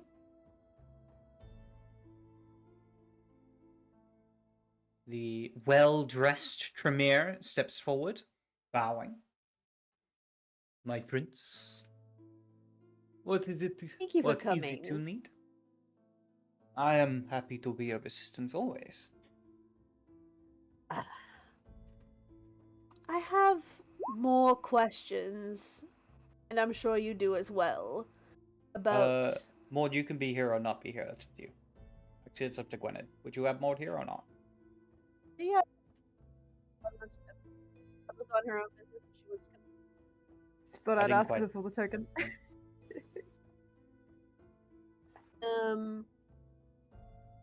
Thank you for coming, Oswald. I have more questions about this matter of the blood of a newly embraced canine. I'm sure you do as well, and it occurs to me that we may not have heard all you had to say earlier. Wanted to give you the opportunity. Of course. You have any particular questions about my investigations?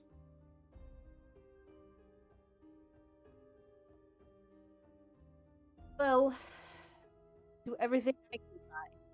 Would it be possible to sever the chain? You're cutting out a Oh. little.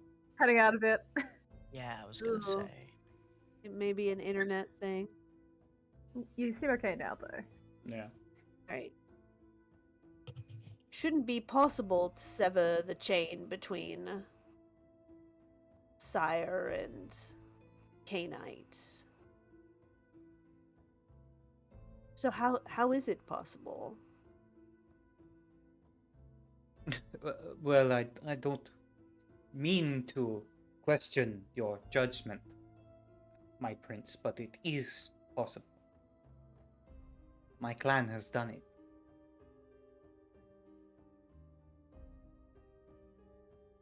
So it's possible through ritual or I would say so. sorcery. Indeed. Though it was done through true magic. Not simple sorcery or ritual. By the forces that can bend reality to their whim.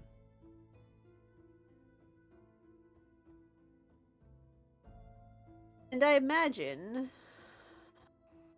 and though I'm sure you cannot share this, that such a ritual would involve more than one canite to complete it.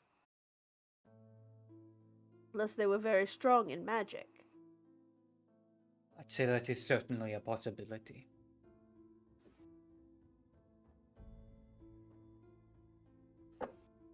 So if there was an old canite with this mastery of magic, he could have simply done this alone. With the true power of great magic, anything is possible. I have no reason to believe why it would not be.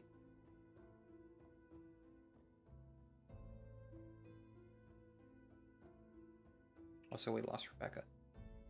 Yep. We did. We did. True magic made her disappear. Yeah. They vanished into the ether. True magic or the dog? Probably the dog. Really, dog it- is just God backwards. It's true. It's true. It's true. Ah, Is it the internet is it went out. possible that is it possible that a canite could be this strong in magic and not be particularly old. I would not think so. Need to That be would quite strong be in magic to my guess as forcibly well. tear the connection. But as I have said in my before review, it is possible. Sometimes these things just happen. The unexplained and the strange. Everything new happens for the first time. I would not say this is the first time, but it is new. At least in my understanding.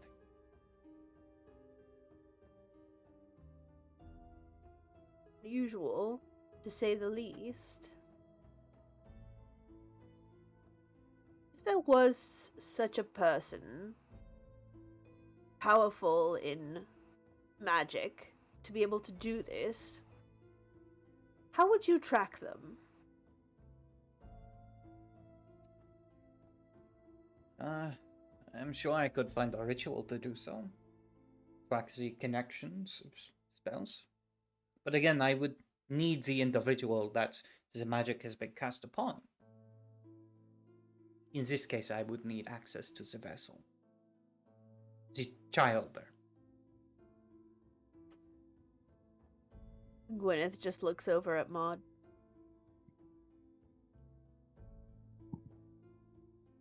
I think that can wait a little bit.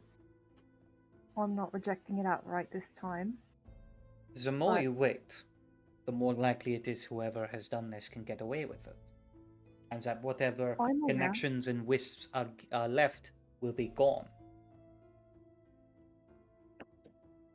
I'm aware that waiting has its risks, but you So seem long as it patient. is understood. Of course. Maud, I know both of us, well, myself perhaps at least I can speak for, had some concern about brides' safety and welfare in such tests or magics that Oswald would need to perform. Oswald, do you have any assurances for us on that account? I can assure you she will not be harmed. She will not be destroyed. The ritual is painless and can be done pretty easily. I just need time. And we'll give you time. But do you have anything other than your words? As an assurance? What assurance would you like? Something One of us be present. that too. But something That cannot be concrete? done. The rituals of my clan are ours. It is forbidden to share them with those outside of our blood.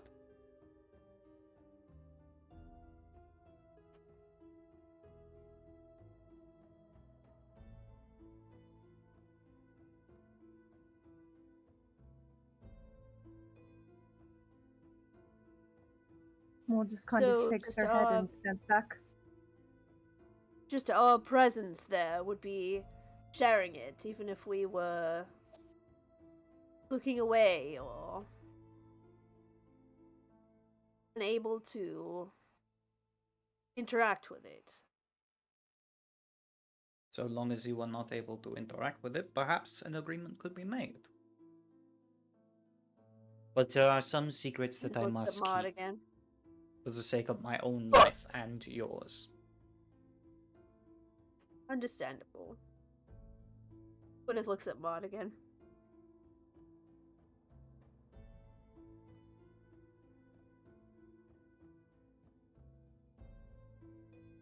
What would be required if one of us did want to be present,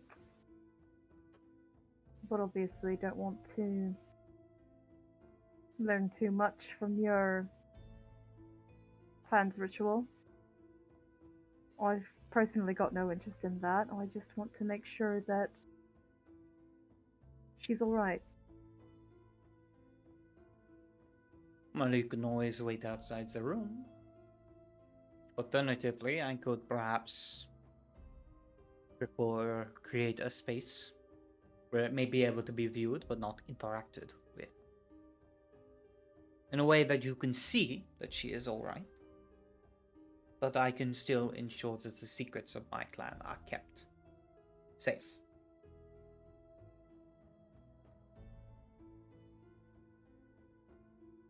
That could work, but I think we both need time to think about it and for you to figure out a way to do that. Very well. As we won't progress any further if there's no way one of us can be present. Then I leave it up to you. Of Pardon me, course. but Why do we not say, for now, prepare for such a space for us to watch, not interact, and we will check back with you I will see that it's done. tomorrow night. Very well.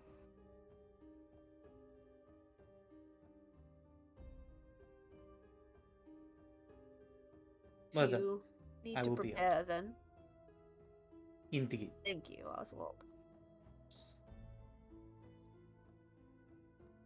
That he heads out. As much as I don't like the Tremere, this poor guy. I love it. Yeah, well. Poor Tremere. He's Yeah. just trying to do Put his it on me job. now. Yeah. Trying to be I trust helpful. him. I trust him with my life. Trying to do science stuff. Yeah. Like, I don't like him, and I don't even know the real reason why I specifically shouldn't like him. Alright. With that, we then return back to Douglas.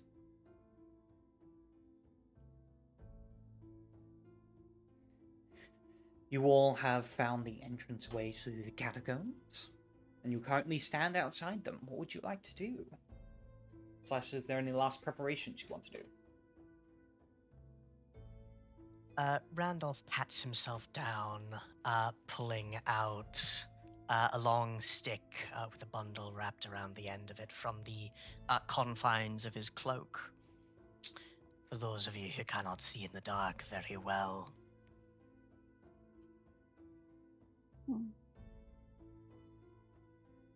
Very kind of you.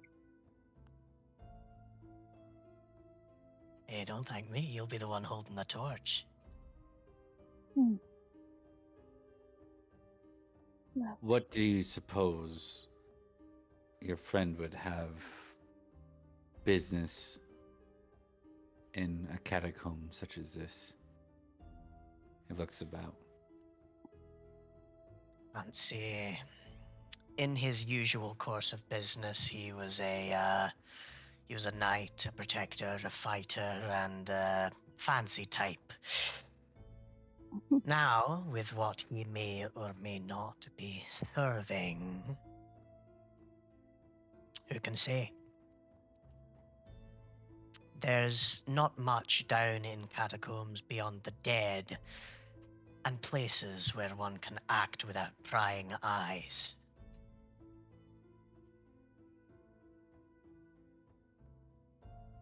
With that, he'll ready his sword if you're going inside.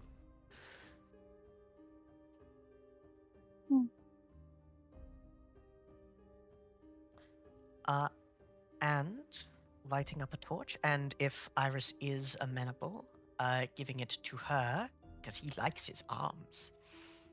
yeah. We'll take it. Randolph will activate, once he is inside, not while he is outside, the eyes of the beast. His eyes taking on a malign crimson glow. Alright then. With that, you enter into the catacombs. Doodaloo.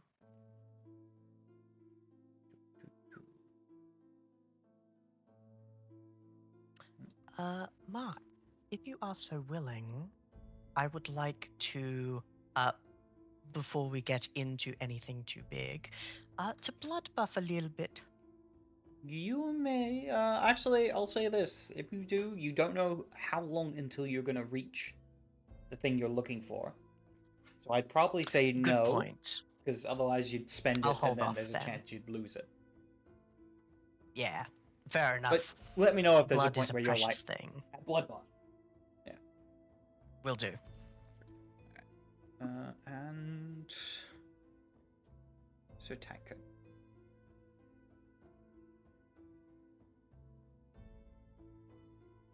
You guys begin making your way into the catacombs. As you do, and you're making your way in, about two of you can walk side by side in these catacombs. So I'd like to know who's marching ahead and who's marching behind. Yeah. I suppose Iris would be in the middle if she's meant to be carrying the torch. Indeed. In that case, swordy person and clawy person up front. Makes Alright. sense. Alright, so I guess she's in the back then. Hey, if you get ambushed, you could make shadow tentacles. Right. But yes, that's a good point. I think. Who should be in All the my back? monitors went dark for a second. Everything's back, but I'm not sure what that was. So La Sombra stuff. Yeah, Yeah. it happened to me, and now my internet is out. No. Just mine, not the router. But yes. So Iris in the middle or Iris in the back? I think maybe Iris in the back, because worst case scenario, we can circle around and get to quickly. And Alright. while I do have a bow and arrow, it's much less good than all my other options. I defer to you.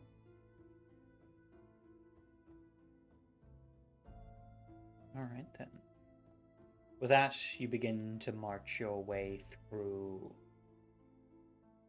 the dark, damp catacombs. These look like they've been here for a very long time. You can see skulls here that look positively ancient, as well as, interestingly enough, Norse iconography. A couple what looks to be old, rusted weapons that have been laid alongside the dead. Despite the fact that this is not a way that the Norse generally keep their dead. So it's quite odd. Must have come here and died. Nonetheless, you Strange, it's travel. usually the other way around. Nonetheless, you guys travel deeper into the catacombs.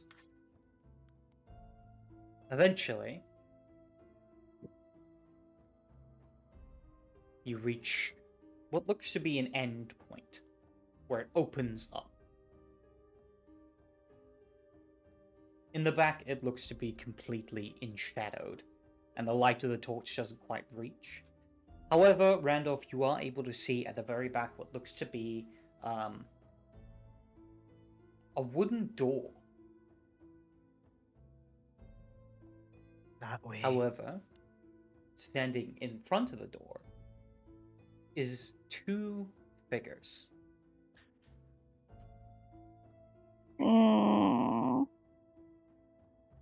Sir Oliver and Eloise.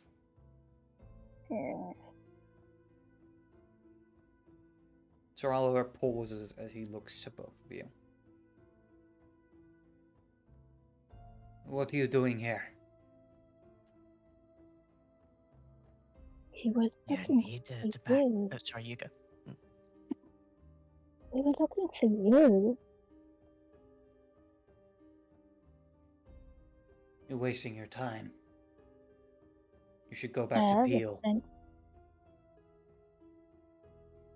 Perhaps, but the prince requested that we come after you. Well, then you can tell the prince I'm not coming back. I'm done. You know the Oh, you prince to will be need more than that. The prince will have to take me at my word. Your word's something that matters a great deal to you, and you're not one to break it lightly. Why leave skulking away like a thief in the night, keeping in mind that we're already somewhat aware? You see his hand grip on his sword hilt.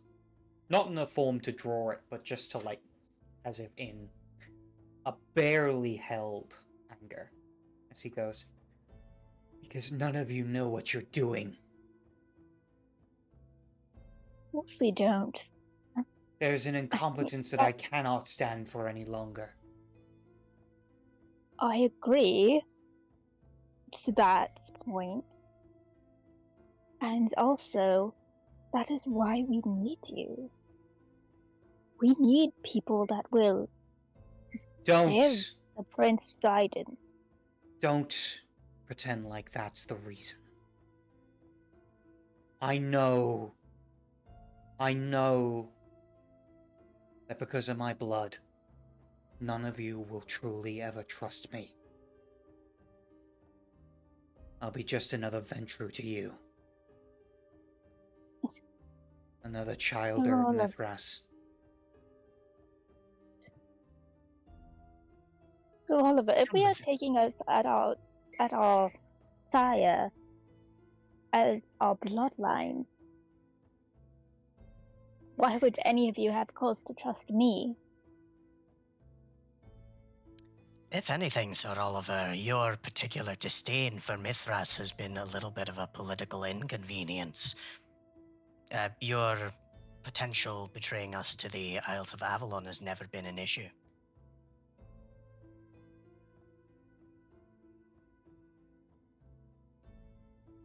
Then why did you choose Gwynedd over me for Prince? You didn't want it. And I asked everyone. I If would have done it if anyone- you had asked. You did not voice any desire to do so, and both seemed. Had I the ability to make that choice over again, I absolutely would have chosen you.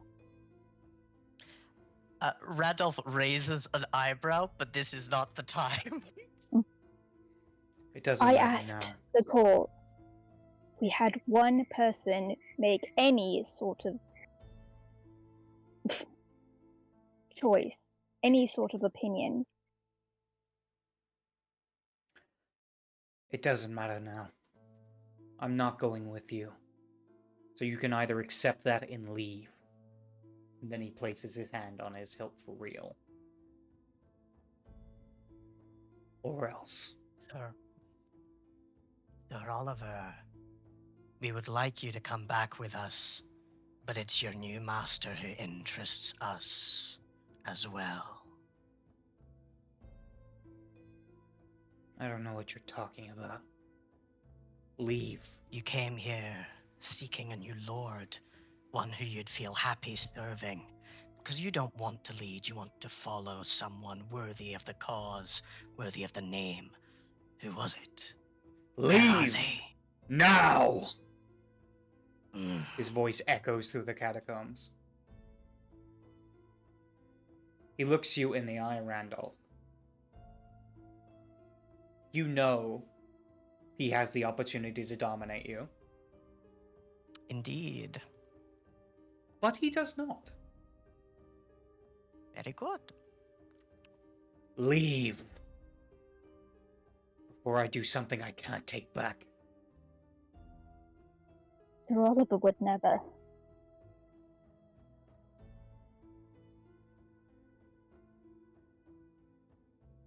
if you truly mean to.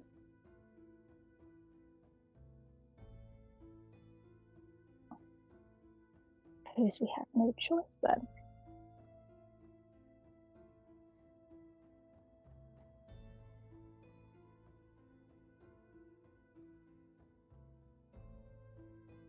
Can you look into Randolph?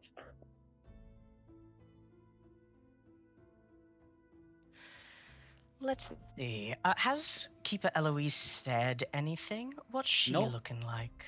Elise is looking to Sir Oliver. Her face is painful concern.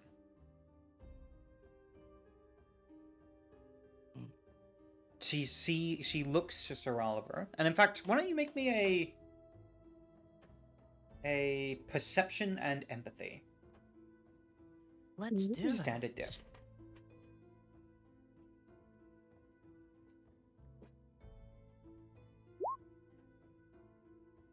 Two successes. You can see she can see Oliver is physically and emotionally hurting from this. And she feels that. And she feels this deep sense of guilt.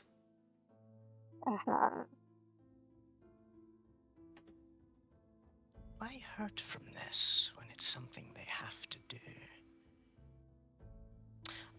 Randolph is not afraid of fighting here. He is perhaps inconvenienced by the constrictions which may be placed on him by the laws of Douglas. But he doesn't really... Oh, wait, hold on. I have to look at my path real quick. I'm so sorry. Mm-hmm. Ah, that's a very good point.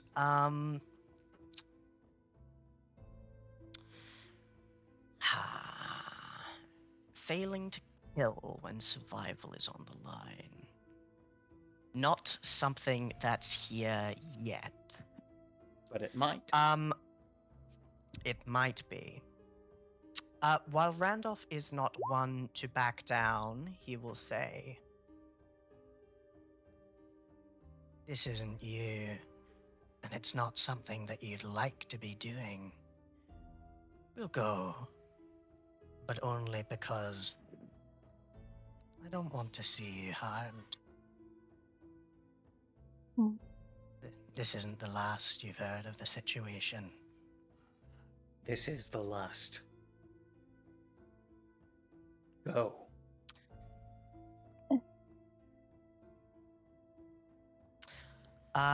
And Randolph will begin to take steps away with the intention, obviously, of the very moment that we turn some kind of corner to sneak back in the pitch darkness they were in anyway.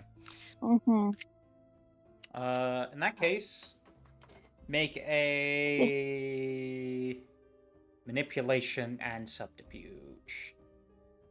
Let's do it. As they are going and as that roll is happening, Iris will say, "Really, but Mr. Oliver, I'm concerned that I just wish I knew why this hadn't come up in the years that we've known each other. Why now?"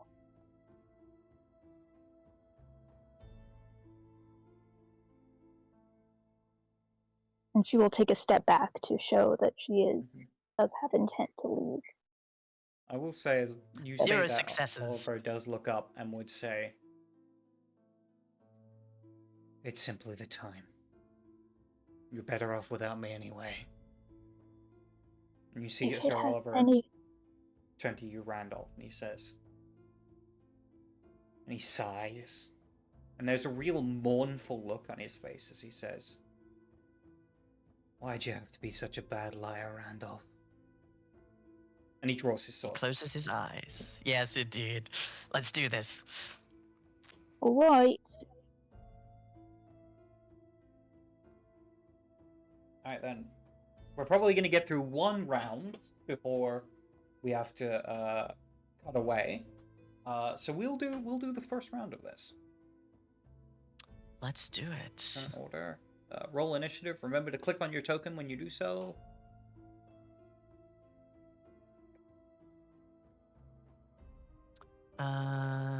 It would be this. Is it 14. Dex Wits? Is that what it is? There should be Yeah, a Dex, button Wits, on and your. Celerity. There is Yeah, a button in there. your dice under main dice pool.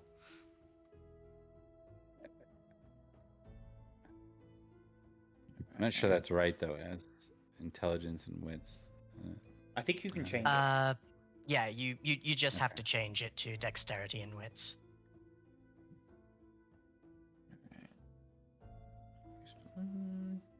And That was a bad roll from me.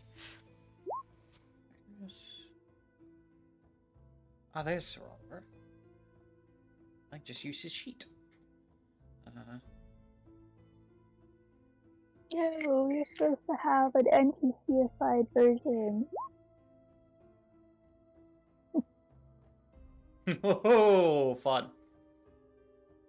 Fuck. Indeed. Great. And for Eloise.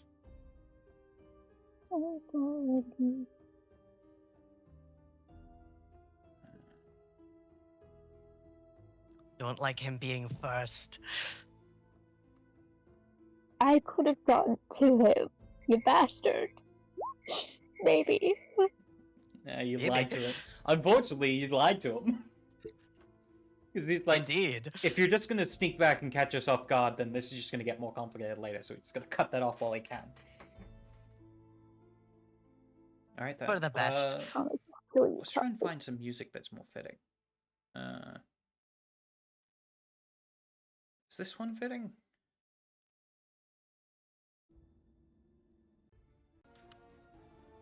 Not quite. There's a real good one I had.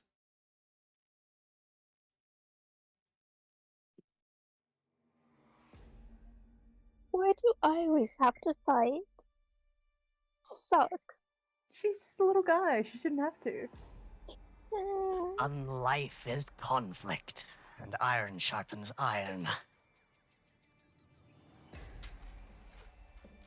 Pose. Oh. Go. Yeah, it's 17 if I remember correctly. For some reason it changed it. He did. I It think was, it's because he rolled 2 initiatives. Hold on. Yeah. This one should work for Eloise. That worked this time? Yes, it did. Yes. did.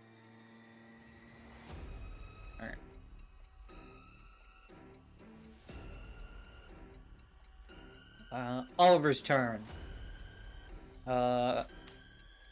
He's going to look to you, Iris, as he says, I'm sorry. Run. I need you to make me a roll. Actually, no, he gets to make a roll. What's your willpower? Yeah.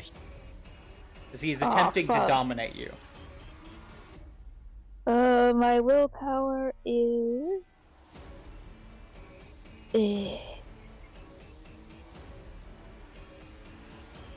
Gosh darn it. 1, 2. My temp willpower is currently 6. Alright, 6. I gotta double check what the roll is because I don't have it on the sheet for some reason. I believe it is current willpower, but if this is command, it's manipulation, intimidation. If it's mesmerize, leadership. It'd be mesmerize. You tried to mesmerize me! Manipulation and oh, it's actually the same.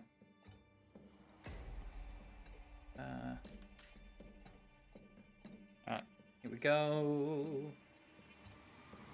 Manipulation list.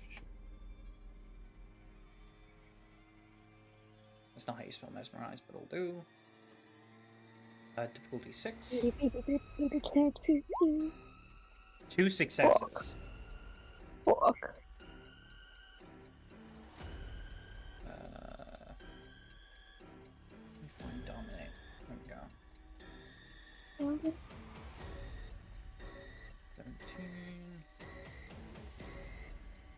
Mesmerize.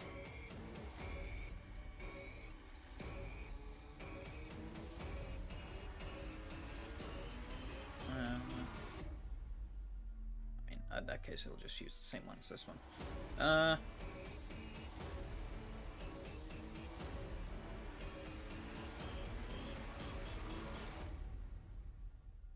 Okay, I think it succeeds, so it takes hold.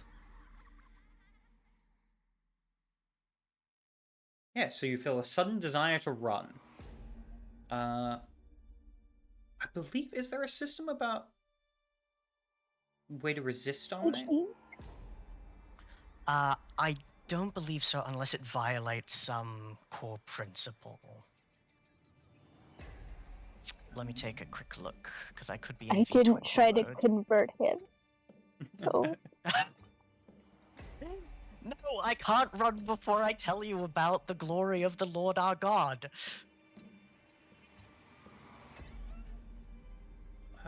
You know what? I'm gonna say, because you're a fucking vampire, you can spend a point of Yeah. willpower to ignore it for a round.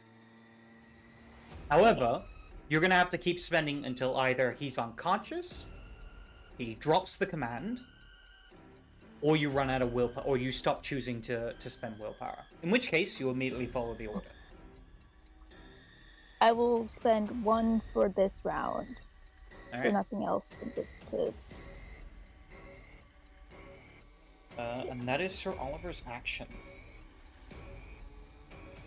For that, Randolph, you're up next. There is one. Also, when it gets that your he turn, is let me not- know if you're yeah. activating Celerity. Just as general. I am activating Celerity. Alright. There is one reason he is not immediately going to attack Eloise, and that is because she is the keeper and foreign dignitary of Douglas, and that would cause problems. So he's gonna see what happens.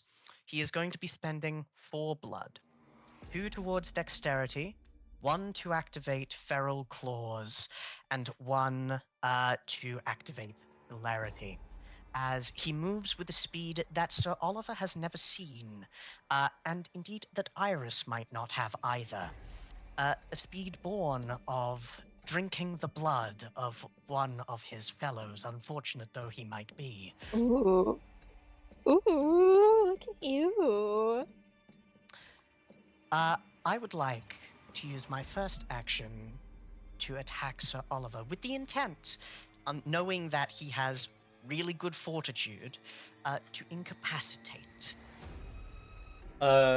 Sure. I mean, you're doing aggravated damage, so I don't know if that's a choice you get to make. Exactly. It's up to the dice.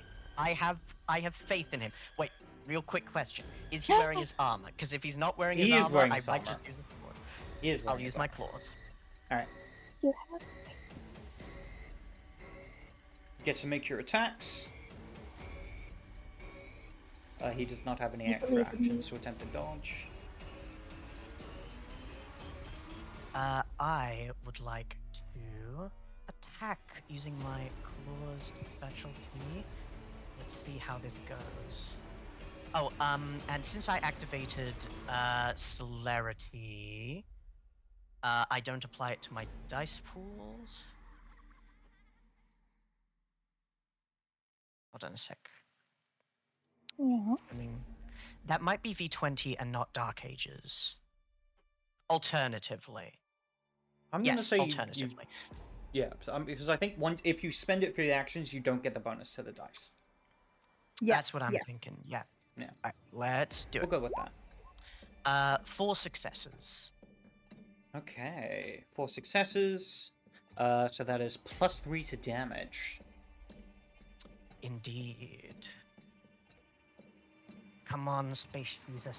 Roll well, but not too well. Pretty bad. 1 ag. Alright, let's see how this goes. I'm gonna... Fortitude...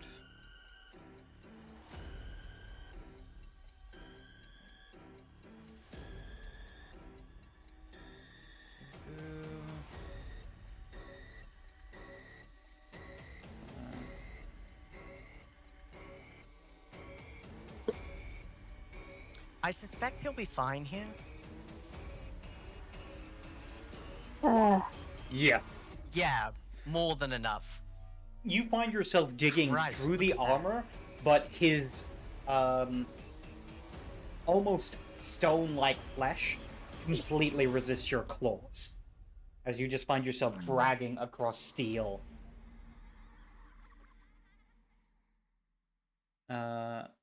That's your first celerity action.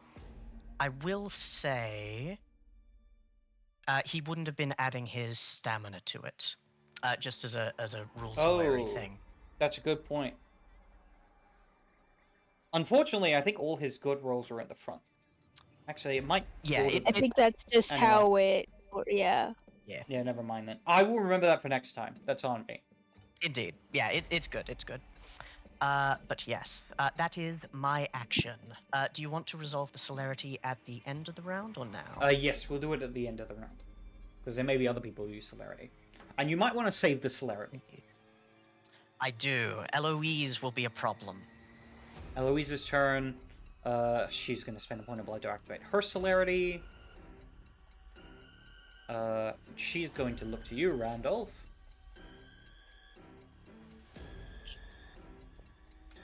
She's going to attempt something. No. Uh, Killer.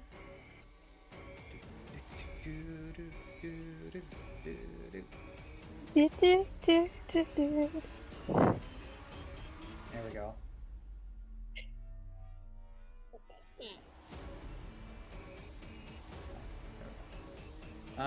Here we go. Dread Gaze. Difficulty 7.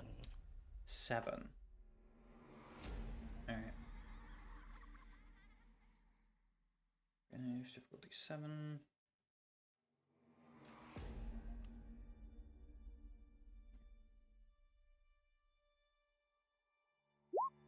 Oh, I rolled that GM. 3 successes.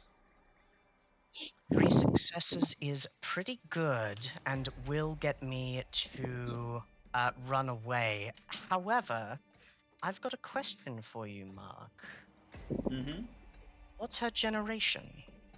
Keeping in mind you don't have to tell me, but is she 3 or more generations higher? Than you? No. Yes. Got you. In that case, I would like to resist presence for one scene by spending a willpower point and succeeding on a willpower roll, difficulty 8. Done. Make the roll. Ah, my poor willpower.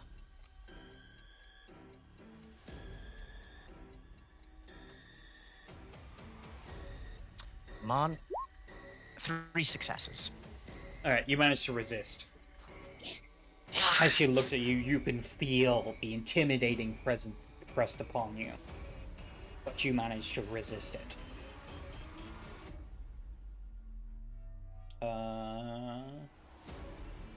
With that, so Tancred, it's your turn. What would you like to do? Okay, so we have the Eloise, is that the name? And then we have Sir Oliver. Oliver.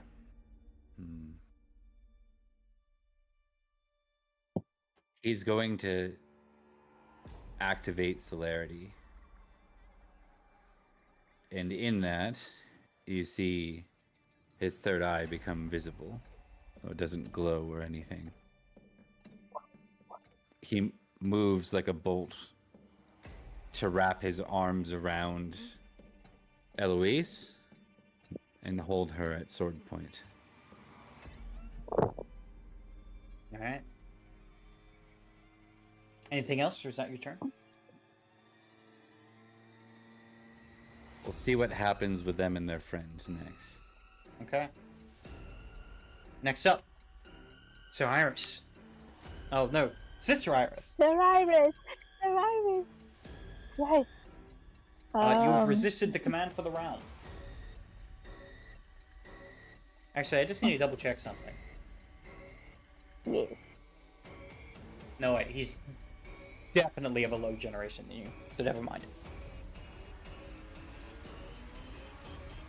Yeah.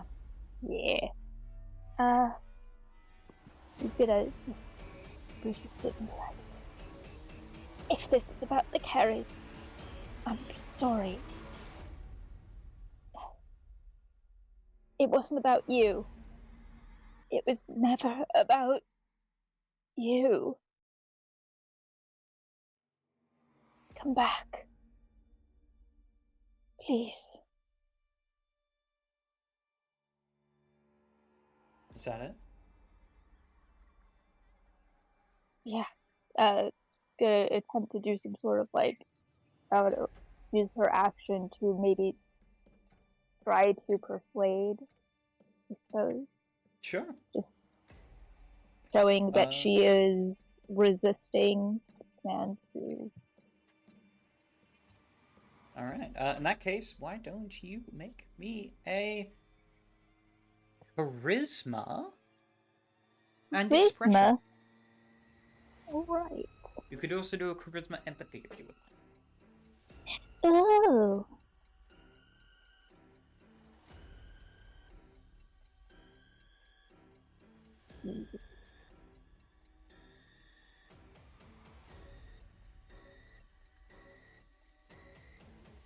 I can't leave well enough alone, especially if this leads to the demon that's been haunting me.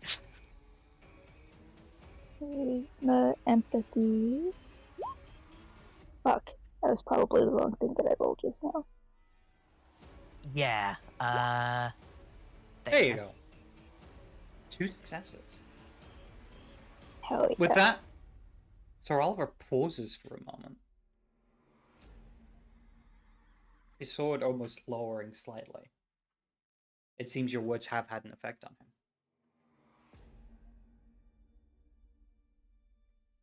Meanwhile, Randolph, it's your celerity turn. There is another option that I have not quite considered. I would like to clinch.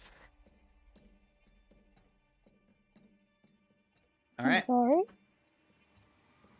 I think with lightning speed, seeing Sir Tancred has potentially neutralized the Toreador, he's going to dart around, ducking underneath the exposed sword arm, and is going to begin to grapple the knight. So I'm gonna roll strength plus brawl. Would my powerful specialty apply? Yes, it would. Let me just quickly make a grapple dice pool. Come on. Oh, mama. 8 successes. Whoa. Oh, yeah. He is fucking grappled.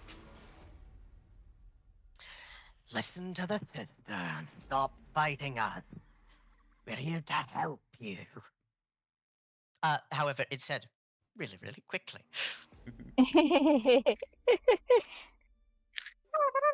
Alright. We'll say for the sake of let me just story, quickly- he does hear you. Yeah, For the sake of story. indeed. So I roll strength damage, just as bashing. I can tell you he's gonna Uh, soak that pretty easily. But Oh yeah, no doubt. But it's part Yeah. of the roll. alright, make the roll. Negative. Yeah, no, Luckily, he- I can't watch. Yeah, it's. Does he soak that? Does he soak that, Mark? I think he definitely soaks that. I think he soaks that by default. Yeah, he just soaks having it one without dot of rolling. fortitude. Yeah. The main benefit is it straight up being a hug that he can't break free from until Yeah. later. With that, Eloise. Okay. I was gonna say, I can only use one of my extra celerity as an attack, I believe. But I'll Okay. double check as that. Good to know. In either case, Eloise's turn. Eloise, with a sword, to her chest, freezes. She's gonna let this action pass her. So Tancred, it's your turn.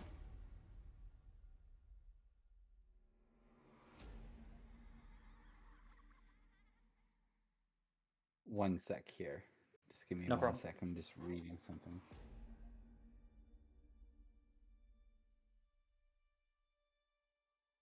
So this guy's a Simis, right? With a I mean, you know what? While Okay. we're here, you guys can make intelligence occult rolls. Difficulty 8. Ooh.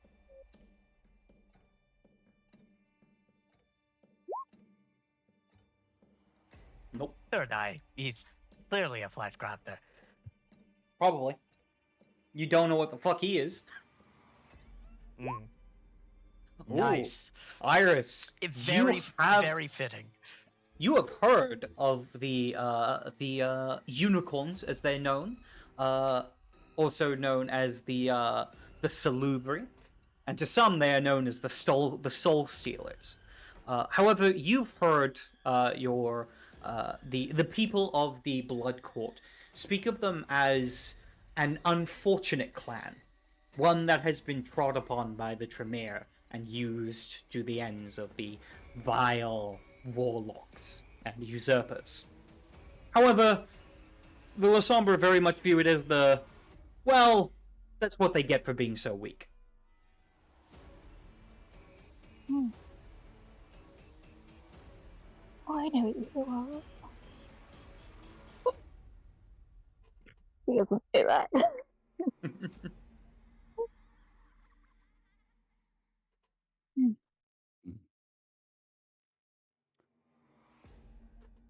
With that,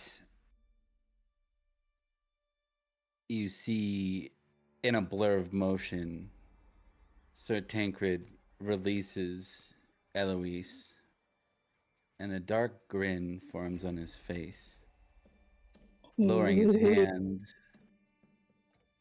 as the shadow itself seems to form in his hand and begins to spark. Yeah, bastard. As it forms, he releases it outward to Randolph. Yeah. Would you like to, well, first of all, for the sake of our players, why don't you tell us what this ability is? And then roll it for us. Mm-hmm. Tormented Essence.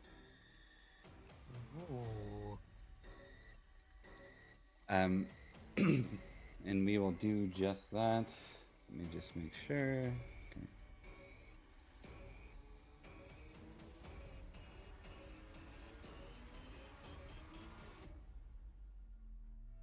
I suppose if it weren't celerity rounds, he would say something like, "A pity that you're all so stubborn."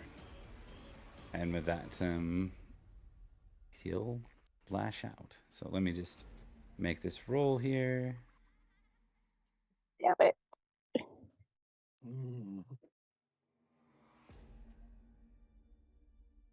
This can be dodged. It can be. Indeed, it can. It would be your... How many celerity points of celerity do you have? Is it 2 or 3? I've got 2. 2, yeah. So you could use your final action to attempt to dodge. As you kind of see this coming at the last moment.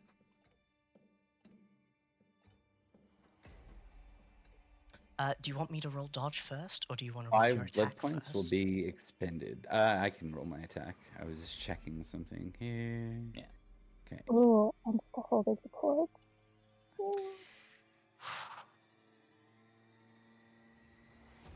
And another point of willpower. 3 successes. This could Alright. be bad for me. You can attempt to dodge if you would like, Randall. I would like to. I don't like the look of this, and I think that strange shadowy essence is the kind of thing I was looking for.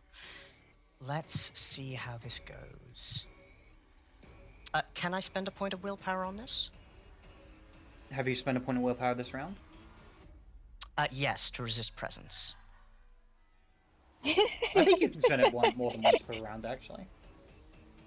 I say that as if it Alrighty. was a rule, but I don't remember it being.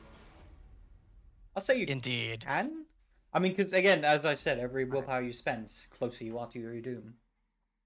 Yeah. I will spend a point of willpower. So let's see how this goes. 6 Oh. successes. At the Oh, last buddy. moment, Randolph pulls himself out of the way. I don't just pull myself out of the way. I pull Sir Oliver out of the way. If I had lower successes, I would have used him as a human shield to show that I'm a bastard. But as it is, I keep him off to the Yeah. side. As you watch as the flames shoot out among the skulls, you watch as the dark flames consume them and render them to ashes in but a moment. And that's a Rot Shrek roll, Mark. That is. I need you to roll Rot Shrek. Difficulty 8. Courage roll, difficulty 8. Indeed. Iris, courage roll, difficulty 8 as well. Yay. Sir Oliver actually Not needs like to make I'm this already roll running. as well. I got a question about being on an instinct path and riding the beast. Cannot do it with a Fear Frenzy. Good point. Come on. You either resist or you don't. Ah, 0 successes. Yeah. Very good. Okay. Ooh. Iris, you managed to resist running in fear as Well. these dark flames just turn this pile of bones into a thin ash. However, Randolph, you see the flames, and your beast immediately tells you, you're gonna die. If you stay here, you're gonna die. Randolph is inclined to agree. The beast is afraid enough of normal fire, and this is anything but. It feels different. It feels wrong. This feels alien. And in this moment of intense battle and realization and fear, we're gonna end the session here. Woo! Ah! Ah! I thought you were gonna be a traitor, so this is plan D, actually. Mm-hmm. Alright then. That's fair. To our lovely viewers who are watching us now, please follow us. Every follow helps build our little platform, and we can play more more vampire games. Also, sorry, Broker King, Nightbot is very stingy about the rules. So strict. I'm trying to fix it, what's but on I can't. Iris? I can't. The bots are taking over. I can't do anything. It's okay. Just name it Iris, and it'll be very, very fitting. It's No, you can't have any fun. Yeah. Sorry, Broken King. But thank you for joining us. I hope you've all enjoyed. Please follow, subscribe for more. And yeah, with that, we're gonna go to our outros. And we're gonna start off with our lovely Bob. Bob, why don't you give us your outro? Ticking Time Bob. You can find me doing a whole lot of Pendragon over at Ticking Time Bob Gaming here and YouTube, and a little bit on Spotify. But I'm lazy, so that's not up to date. Had a lot of fun playing Tancred. It's really hard to convince people that you're not going to be a traitor when you're showing up to an episode like this for one episode. So I'll just say that. I mean, But, you're lucky you found Iris. Oh, she's sad and religious. yeah. I should know that I just every used man either will of those terms. It works. Yeah. Yeah. every man will betray me. Every man.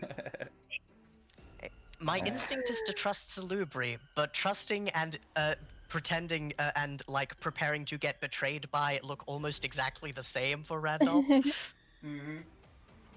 With that, Blue, why don't you do your outro? Hey everybody, I have been Blue, playing your Prince Gwyneth of Peel, doing research, talking to Tremere, not killing them. Can you imagine? As a Zamitzi. And yeah, this is gonna be interesting. Thank you for joining us. Next up, Thomas, give us your outro. Hello, my name is Thomas, and I am playing Sheriff Randolph, who is meeting his very first infernalist. And having a bad time, gang. He thought it was just going to be a fun little fight where maybe he would try to not murder a friend. But now.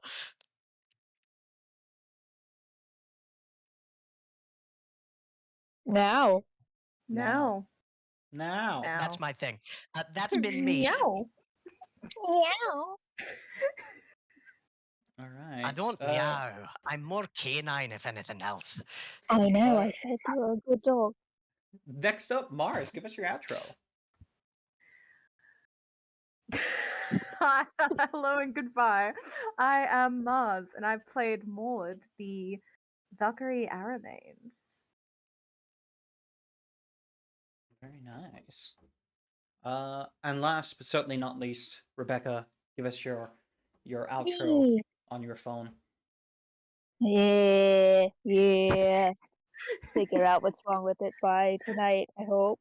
But yeah, hi, I'm Rebecca, and I play Keeper Sister Iris, who will never learn her lesson, apparently, because she just needs to help those that seem like they're lost. And she's probably going to rescind her offer to let them stay at the church.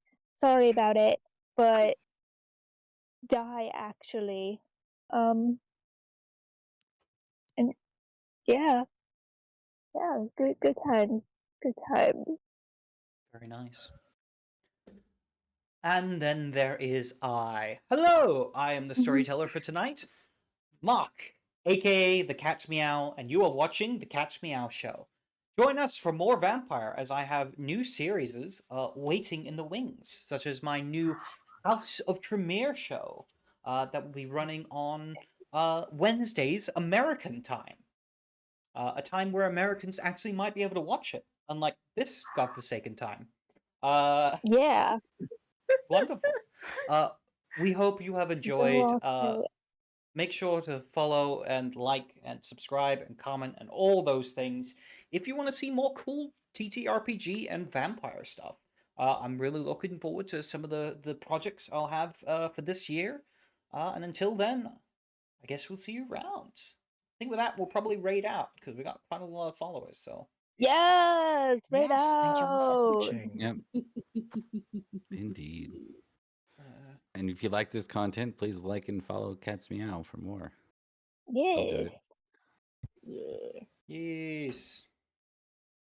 Oh, there are no Vampire Masquerade channels on. All right. Aw, Yay. so sad. It's a strange hour of the day Yeah, and it is. night time. That's the If perfect you time for live You'd on think Vampire. they'd like that PSP, stuff. Mm. Let's look at uh game design, dark fantasy. Ooh. ooh, that Ooh, sounds like Tomb of fun. Lime.